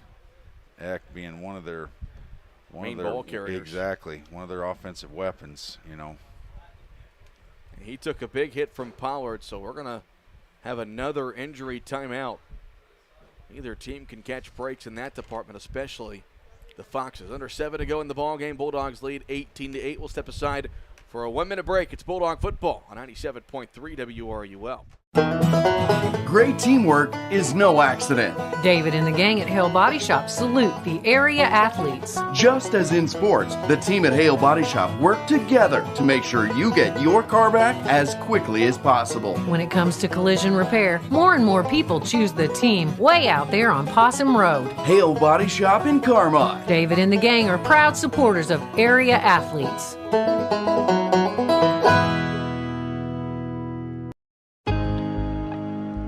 Doing business in today's world can be complicated, time-consuming, and expensive. People's National Bank is here to help your business not only survive, but thrive. With modern-day products such as remote deposit capture, ACH payments, merchant card services, and commercial line of credit sweeps, we can get you paid faster, protect your risk, and make your money work hard for you. Hi, this is Melinda with People's National Bank. Give me a call today and get started. People's National Bank, member FDIC. 6:51 to play here in the ball game. After the injury timeout, Hamilton County will have a second down and 10 at the Carmi 35-yard line. Bulldogs lead 18-8. That's a 2-possession game. Foxes trying to cut into that. And this game far from over. Webb in the shotgun. He's back to pass. He's thrown the ball really well tonight, but here comes the pressure, and he'll be sacked. Cade Stockton, Austin Owen combine for the sack of the quarterback, and it's a big loss, 3rd and long coming up. Now that's the first time we have seen Webb face some heavy pressure like that from the that was just a swarm. This Bulldog defensive line has performed tremendously tonight. Offense having their hiccups, but this defense has risen to the occasion. Again, that first score, you know, you kind of count that as almost a mulligan, spotting a team the ball on more or less the 8-yard line, but since that opening score, this defense has played well. 3rd and long here for Hamilton County. Webb back to pass. He's got pressure again. Nelson Ryder grabs him, can't bring him down. The throw is going to be caught by Miller near the first down marker.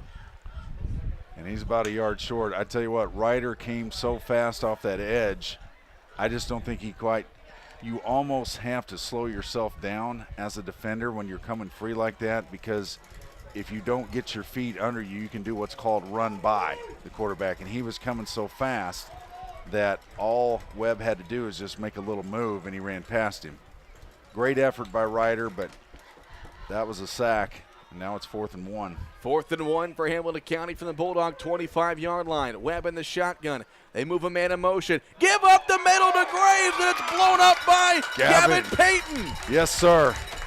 Your senior comes through when he needs to. 4th and 1 for the Foxes, trying to keep this game alive, and Gavin Payton says, no, I'm shutting the door on it. Gavin made a play a lot like that last week in Flora on a 4th down, and a big play there to turn the football over on downs. A rush appliance first down, and now if you're Carmi, ball security is huge. Take care of the ball and run this clock. 5:19 left. If you can convert at least 1 first down, you can eat up at least 2.5 minutes minimum. Bulldogs come out of the T formation. Driscoll's under center. Here's the give to Siebers left side. Siebers tries to cut it outside, and he just can't get away from the tackler. I believe that was Carson, the first one there. Maybe got about 4 yards. And the big thing you got to preach right now, number 1, make sure the snap is clean. And number 2, your running backs hang on to the football. That's perfect. That's almost a 5-yard gain on your first snap. Play the game clock down to 4:50. Convert a first down. You're really going to put Hamco in a tough position time-wise. In the power I formation under center is Driscoll. He'll give it off to Pollard off the right side. Sheds one tackler. Noah Pollard off to the races across midfield, and he's taken down at the 41-yard line. Great run by Noah Pollard. Beautiful. The ISO once again.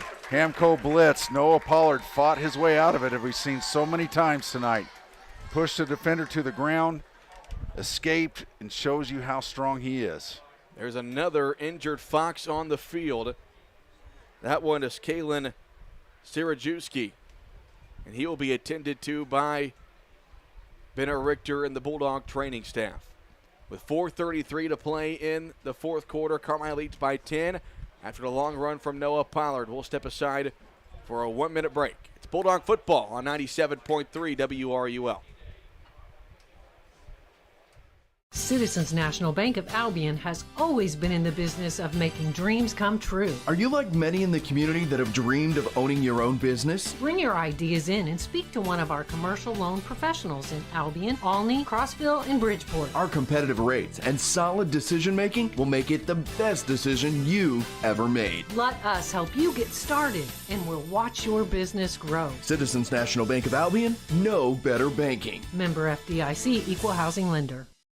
Hamilton Memorial Hospital family clinics are growing to meet the needs of our communities. We're proud to continue to expand by offering acute, urgent care services by welcoming Dr. Brian Sloan to our McLeansboro Family Clinic location. With over 20 years of emergency medicine experience, Dr. Sloan provides acute, urgent care visits for those times when you can't wait to feel better. From colds and sore throats to care after sports-related injuries and more. Hamilton Memorial Hospital Family Clinics. Here for you now, like we've always been. To schedule an appointment, call 618-643-2988.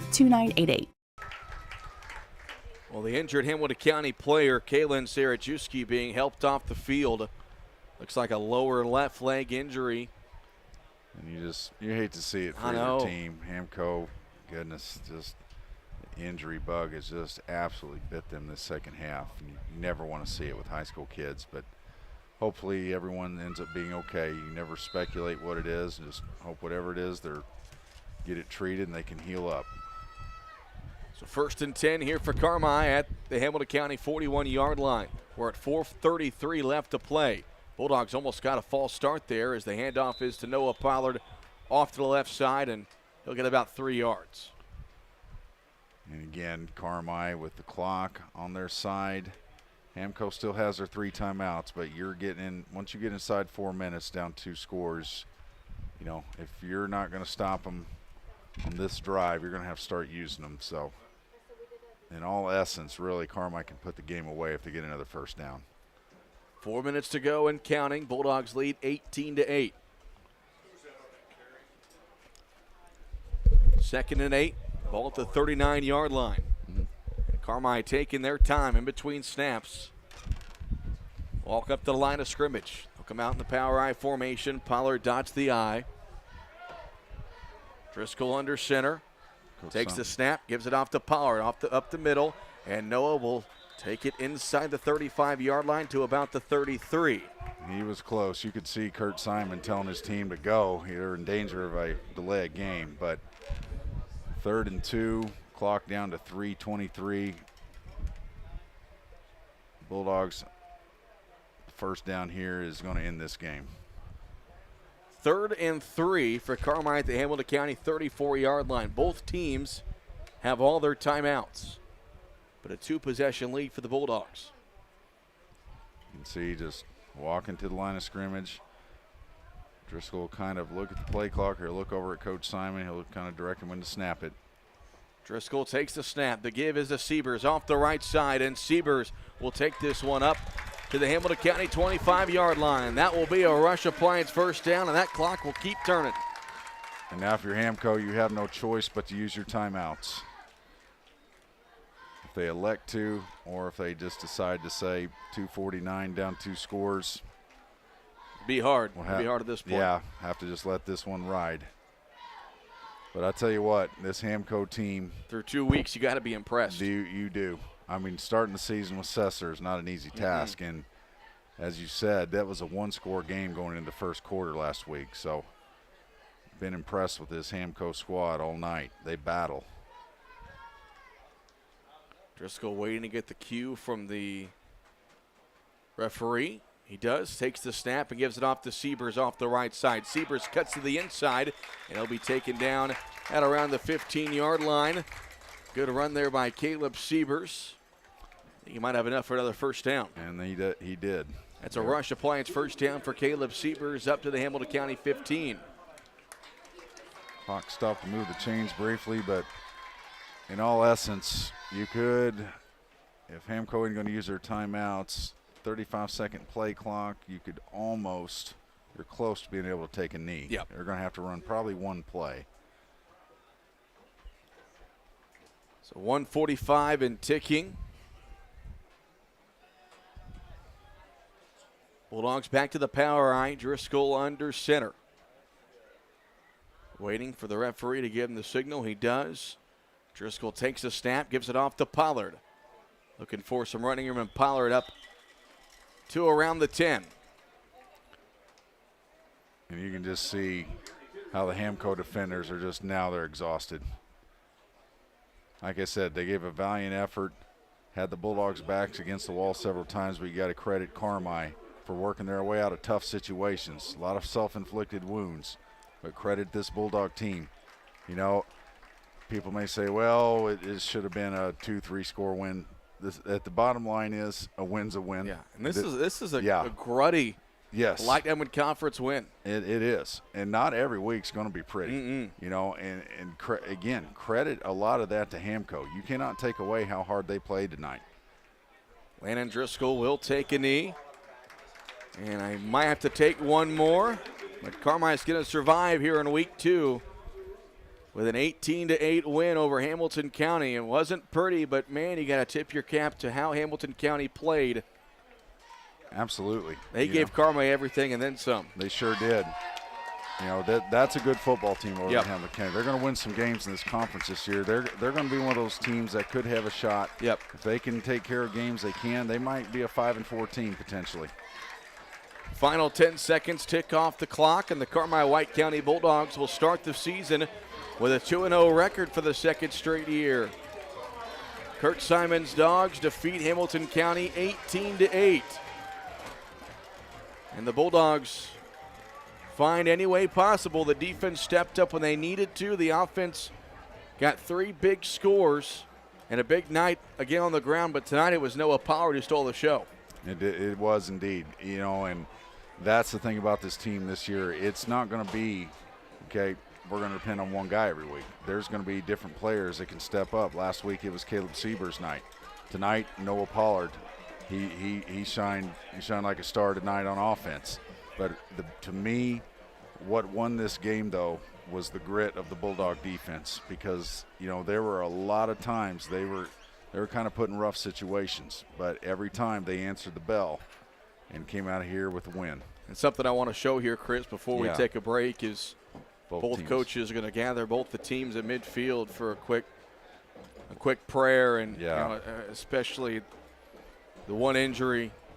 You love to see this. There's nothing better than this, because at the end of the day, it's about people. You know, wins and losses are great, but at the end of the day, what these kids, coaches, and cheerleaders, what they're all doing right now, that's the heart. That's, you know, that's showing the heart of God right there. Just coming together, praying for someone. This is great. Final score, Bulldogs win it 18-8. We'll step aside for a 3-minute break. The Roark Transport postgame show coming up next.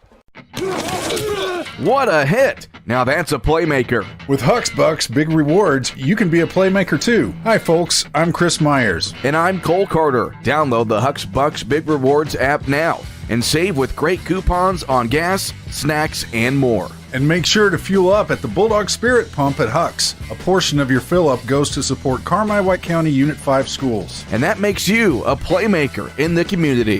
Huck's Market, headquartered in Carmi.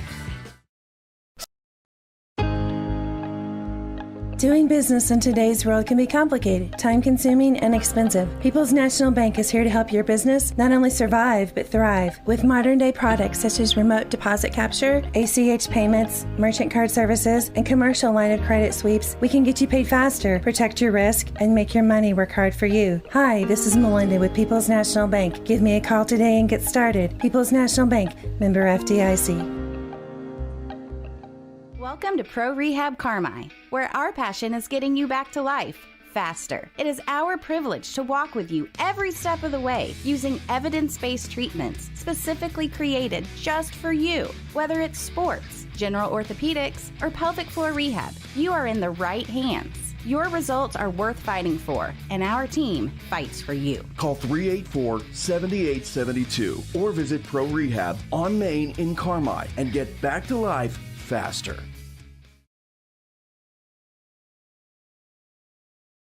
You can buy more of what you want when you save on what you need. Save on meal ingredients by shopping Little Giant Grocery Outlet in Carmi. Little Giant's team of buyers are constantly scanning wholesalers looking for pantry favorites and meal ingredients at astonishing savings just so you can shop confidently, knowing that you can come in anytime and find great deals from fresh cuts of meat and grocery items to deli, fresh produce, and frozen goods. See just how much more your dollar buys at Little Giant Grocery, Carmi, Illinois. Roark Transport in Carmi has earned a reputation of dependable hauling that many in this area have depended on. Roark Transport now also offers rock, dirt, and lime hauling from parking lots, driveways, and washouts. Roark Transport can handle all your rock and dirt hauling needs. Farmers can also depend on Roark Transport to deliver their lime when and where they need it. For your next driveway or parking lot job, remember Roark Transport for fast, dependable service. Call Roark Transport today at 265-3665. Slay's Restoration, restoring communities for more than 30 years with a rapid response fleet equipped to handle any size loss, wind damage, fire restoration, water damage, mold removal, and remediation. Slay's Restoration is there when you need them most, working to bring your property to better than before condition with state-of-the-art technology and hard work. The #1 disaster restoration company for water, fire, wind, and mold. Visit slaysrestoration.com to learn more. Final score, the Bulldogs defeat Hamilton County 18-8 to improve to 2-0 on the season. As the Bulldogs got 2 touchdown runs tonight from Noah Pollard, 1 from Landon Driscoll, and that was all they needed. The defense came up big when they needed to, and the Bulldogs get the win. The postgame show, or the postgame report, is delivered courtesy by Roark Transport, hauling fuel, rock, grain, and more to help our community grow. Call 265-3665 for details. Well, Chris, it wasn't pretty, but a win is a win, especially in this conference, and I think Hamilton County is going to be a team that you could see in the playoff hunt come week 8 and 9. There's no question in my mind that can still be a 5-win football team at the very least. You know, the sport of football, week to week, you know, if you're expected to win, say, you know, some folks may have had in their mind that with the performance Carmi had last week, this should be another steamroll game. We knew this was not. You know, if you looked at that score that Hamco had against Cesar last week, I've said it a million times tonight, that was a 1-score game going into the fourth quarter, and we know what kind of team Cesar is. Hamilton County was a well-coached, gritty, tough, hard-nosed football team, and the way they played defensively, especially that first half, they were just literally going all out every play, just all the chips on the table with the run blitzes, just the aggressive pursuit, just selling out, bringing the house. They weren't just going to sit back and let Carmi just pound them in the mouth with power I and T. They were going to make us work for it, and credit them. They did. Now, with that said, the Bulldogs, penalty-wise, execution-wise, did not play well tonight. You start on special teams with the block punt. You had a couple fumbled snaps. One resulted in a turnover. You had penalties at critical times, one on a 3rd and short that backed us up, forced us to punt, which got blocked. One on the 2-yard line of the Foxes when you're going in to score. You fumble a snap, turn the ball over. So those weren't good things tonight. But that happens. Week in, week out, some things, some games just aren't always going to be pretty. You have those nights. In every sport, some nights it's just not your night. However, the Bulldogs' defense is what rose to the occasion and saved them, and that's how you play gutty, gritty football. It's not always going to be an offensive showcase. But if you can win games in other ways, we've been so accustomed to the Bulldog offense lighting up a scoreboard that we think, well, I only scored 18 points. But your defense. Yeah. Their defense gave up one score, and that score was more or less a mulligan spotted to him by a block punt. So if your defense can produce like that, you can win games in other ways than just by scoring 40, 50 points. If your defense and your special teams can create opportunities for you, special teams tonight, Landon Driscoll, your quarterback, on a pooch punt out of shotgun, pins them inside their own 1 yard line after momentum had really shifted. Things like that can change a football game. Yep. It doesn't always have to be touchdown home runs from your offense. And the big play to me, and we'll get to that next, the First Mid Bank and Trust play of the game. We need a partner you can bank on. Count on the great folks at First Mid Bank and Trust in Carmi. But to me, you talk about the punt by Driscoll that really changed things there early in the third quarter with the big stop by Gavin Payton on 4th down there where the Foxes were driving down by 2 scores, about 8 minutes left to go. That, to me, was the play of the game. Yeah, that sealed the deal because the drive before that, Carmi was in control. The clock was running. Hamco was on their heels, down 2 scores. We're in control, grinding the ball, and all of a sudden we fumble, give them new life, over 6 minutes left, and then they convert a nice pass play, and they're moving the ball, and you're thinking, oh, man, can Carmi just finally capitalize on something and finish? And they did. Gavin Payton on a 4th and 1 coming through there. You hit the nail on the head again, Cole. Made a play when the Bulldogs needed it most, because if Hamco somehow goes down and converts that and makes it a 2-point game, onside kick, anything could happen. This outcome could have possibly been different. But again, the defense just played so well tonight at critical times. That's how all aspects of football win you games. All 3 have to be clicking. Special teams, offense, defense. But sometimes if one isn't clicking, and the Bulldog offense wasn't on all cylinders at all times tonight, but because the defense, because the special teams played so well, it overcame kind of the mistakes we made offensively and really won us this football game. Kurt Simon making his way up here momentarily. And another reminder, as of now, Carmi will have a bye week next week. Nobody on the schedule, but we'll get to that with Coach Simon here momentarily. Well, Coach, in this conference, a win is a win. Obviously, some mistakes here and there, but the defense came up big, and you guys got the win. I mean, that's the bottom line. You come out to these Friday nights, and you hope that you come out with a win, and that's what the ultimate goal is. Obviously, we've got to get – we didn't play our best football tonight. We had a lot of mental mistakes. We put the ball on the ground. And you got to play a lot better than that to beat a really good football team. So they're well aware of it. And the biggest thing now is just so you got to go back to the the drawing board tomorrow morning in films, find out what you did wrong and correct it. Yeah, we were just discussing that before you came up, Coach. A lot of people view football as, well, if you're offense, you got to light up a scoreboard, 30, 40, 50 points. If you're not doing that, you're not successful. People can say 18-8, it's a win. But the thing is, football is 3 phases: special teams, offense, and defense. Offense wasn't clicking on all cylinders, but our defense was lights out. They were basically spotted, Hamco spotted a mulligan that first drive. Other than that, they pitched a shutout. And then in a critical situation, you pooch punt. Momentum was kind of shifting, and Driscoll pooch punts one that NFL coaches pay punters $1 million a year and they can't do. Gets you inside the 1. Yeah, that was a big play for us. Your defense and your special teams, just kind of – some nights it's not your night offensively, but football, when your other phases of the game are so strong, they overcome those things. So can you talk about your defense and your special teams tonight? Well, our kids were – they were doing some good things defensively. We were just making some mistakes, like basic – fundamental mistakes like position. When you're in this position and I'm ear hole to ear hole, I can't get hooked. I'm already outside them. You can't go inside them. Just different things like that was happening. But we made enough plays, and like you said, we did make enough plays defensively to, I don't know what the stats were or whatever.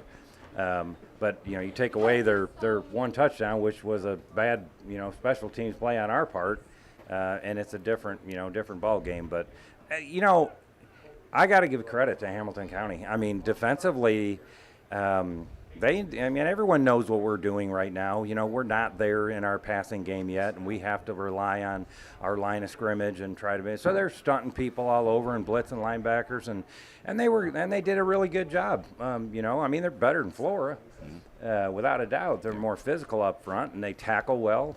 So I give them a bunch of credit too. I think they're a lot better than maybe people might perceive or whatever. But again, it's just about getting better every week, and we haven't been faced with a bye week ever. So, it's like I just told those guys, we got 14 days before we play another game. Now, what are we going to do with it? We got to get better. We can't take this time to take a break or whatever. We got to figure out how to know our assignments and get better. And that's what the plan will be. It'll be hot again next week, and we got to go back to practice and plan on. The thing is, we play Cesar, and they play the exact same defense. Mm-hmm. They play a 3-3 stack, slanting, going. So you're going to see the same thing, and you better be a lot better at it because they're pretty good. Yeah. Well, you talk about the adjustments that you had to make with that defense. They were blitzing the house a lot, and you guys were able to put a couple of touchdown drives together. How do you make adjustments when you've only got 5 guys, 7 guys in there to block, and they're blitzing 10 or 11 at you? We in the second half, we ran some more misdirection. We ran some counters. We came out, and we were pretty much running north and south straight at them. We tried to run some sweeps, but they did a good job pursuing, and we weren't doing a good job on the end blocking. And we were letting guys cross our face up the middle, so our guys were always not being able to get where they needed to be. Second half, we came out and we ran some counters. We ran counters in that first series, 70% of the time. And that started doing, we got the flow going one way, got a good kick out block, and then the backs made some good runs. So, that's basically the adjustment that you try to do is, okay, we haven't run a whole lot of those. Let's try to get to those and get them down a little bit and then just start pounding. Yeah. And we discussed that up here. A team that blitzes the house constantly, I had said before, you can live by the blitz and you can die by the blitz, but as an offense, you just got to be patient. They may blitz into some, get you a loss, but you adjust well with the misdirection. But if they blitz and you pick it up, you have the potential for a home run. I'll be honest with you. The other thing is the adjustment is you throw the ball. Right. And we're not doing that very good right now. Mm-hmm. We got to get a lot better at that. Yeah. We are not running crisp routes. Landon's got to do a better job getting back, getting his feet set, getting the ball off. Otherwise, we're going to see that. We're going to see that all year. Okay. And so we have to be able to do a better job of doing play action and getting them sucked in and putting balls on people. That's really the answer if you have it. Now, whatever. We haven't been as effective throwing the ball the last couple of years, but we are capable of doing it, and we've got to get better at that. We're not getting off and running the right routes, and Landon's got to do a better job of getting the ball on people, because that makes all the difference in the world. If you're throwing play action on all that stuff, well, you're not going to get all that blitzing. We got to do a better job coaching as well. I got to put them in better positions. I'll take some of the blame for that as well. But, the bottom line is we came out here and prevailed. We did what we wanted to do. We came out and won the football game. And, it's just about going back to work and trying to get better. And that goes for coaches and players. And so leading into, obviously, we have the bye week, something that's, I don't know if we've ever had a bye week in history, Carmi football. Yeah.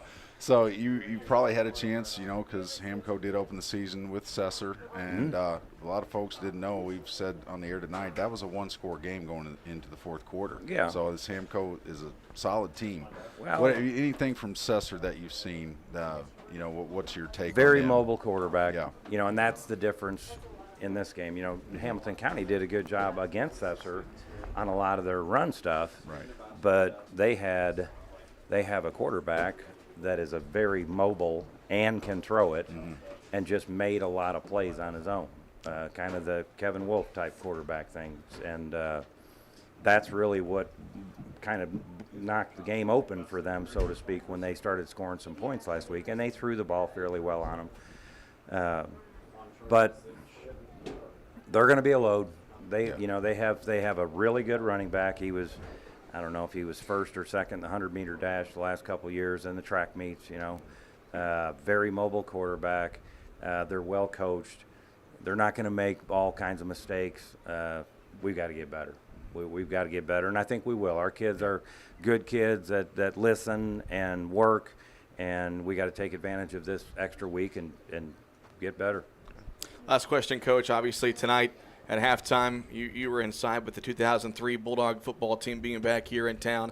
You had the chance to see some of your former players or talk to them this week, and how special was that? I haven't seen many of them yet, but I'll probably go see some of them now or whatnot. That was a magical year, and it's the first time you were, vying for a championship. And, the biggest thing with that group that I remember, other than just being talented and having all the positions filled, is they were so dialed in. They were so, I didn't have to cheerlead one with that group. They were in it from the beginning, and that was what was so special about those kids, because you don't have to do a whole lot of motivating. These guys are over the top. Yeah. And I'm telling you, they were over the top. That's all they wanted to talk about. Wanted to play football games on Friday. They wanted to do a cookout together on Saturday. They wanted to go to work again on Monday. I mean, that was what that group was all about, other than being, really talented. Real quick, I was just going to add something real quick. I think you'd mentioned your favorite memory of that season was Charlie David's run on 4th and 4 against Carterville, which won the game. It's 4th and 4. We don't get that. That game's over. But you may not remember this, but I recall in practice that week, it was probably on the Wednesday of practice, we're taking a break and we're walking towards the equipment shed, and you go, guys, I'm thinking about putting in a sweep out of the tee, because we'd always ran the quick pitch. Right. And when Charlie's back there, they're expecting to go to the right. And you called that on 4th and 4. It was a sweep to the left. Yeah. And before they even snapped the ball, they're pointing the opposite way, thinking, and it was that play call that won the game. Yeah. And Charlie David running a 4-3 made me look really good. That helps. But no, that was an extremely special group. And there's so many more memories I could talk about with that group. The one that sticks into my mind that wasn't on the field was the Thursday night before the last game, before the Johnson City game. I had parent-teacher conferences in the gym, so I couldn't be at our pregame meal. They come walking in as I was in the gym with the other teachers and whatnot, and they're crying. And I'm thinking, oh my God, what happened? They just came here and they were sitting in the bleachers, and they were just thinking about how they loved this season so much and how they just wanted to do so well, and they wanted to come in and thank you and let you know how hard we're going to play tomorrow and all that. That was just things like that. It was just, it's all about a passion. And this game is so physical and physically demanding and mentally demanding and all that kind of stuff. But when you get guys dialed in like that, and they bring two more, and they bring two more, and they bring two more, and then you got that. I mean, that's what it's all about. Yes, sir. That was a special group. Yes. All right, Coach. Thanks for your time. All right. And thanks, we'll Coach. talk to you in 2 weeks, I guess. Very good. Thank you. That's Kurt Simon as the Bulldogs defeat Hamilton County tonight by a final score of 18-8. Real quick, Chris, we're going to have some time off, but the Bounce Back Report 2 weeks from now, it comes your way thanks to the good folks at Wabash Christian Therapy on Oak Street in Carmi. Get back in the game and call Wabash Christian Therapy today. So like Coach said, Sesser is going to be a handful, a lot like tonight, but probably up a couple of volumes, a mobile quarterback, some good skill position guys like they have every year. Yes. Carmi's going to have their hands full in 2 weeks. Well, you heard him say it's basically going to be this Hamco team just amp it up by about 10, if not more. So, it's going to be a load. The Bulldogs know what's coming their way. As Coach said, they've got to play better offensively. They know it. They had a lot of self-inflicted wounds. They'll correct those. They'll go to the drawing board. Take advantage of this. It's going to be uncharted territory with a week off. Hopefully it benefits us. I know some guys kind of limping around, had some, little dings here and there. So hopefully they can heal up and just be ready for, Sesser. Because like I said, these next two games, you're getting into the meat of your schedule, and those are two really tough ones coming up. So the Bulldogs will have a bye week, which is probably a first in CWCHS. Having a bye week, not able to find an opponent with the cancellation of Vienna Goreville, so it's going to be a while until we have some Bulldog football. But me and Chris will be live in the morning at 9 a.m. for the Saturday morning sports show. We'll have a couple of special guests in to talk about junior pro football here at Carmi. But tonight the Bulldogs do defeat Hamilton County by a final score of 18-8 to improve to 2-0 on the season. A big thanks to Scott Merrick back at the WRUL studio, as well as Asher Penrod and Kai Roberts for those of you watching on the WRUL Sports YouTube channel. For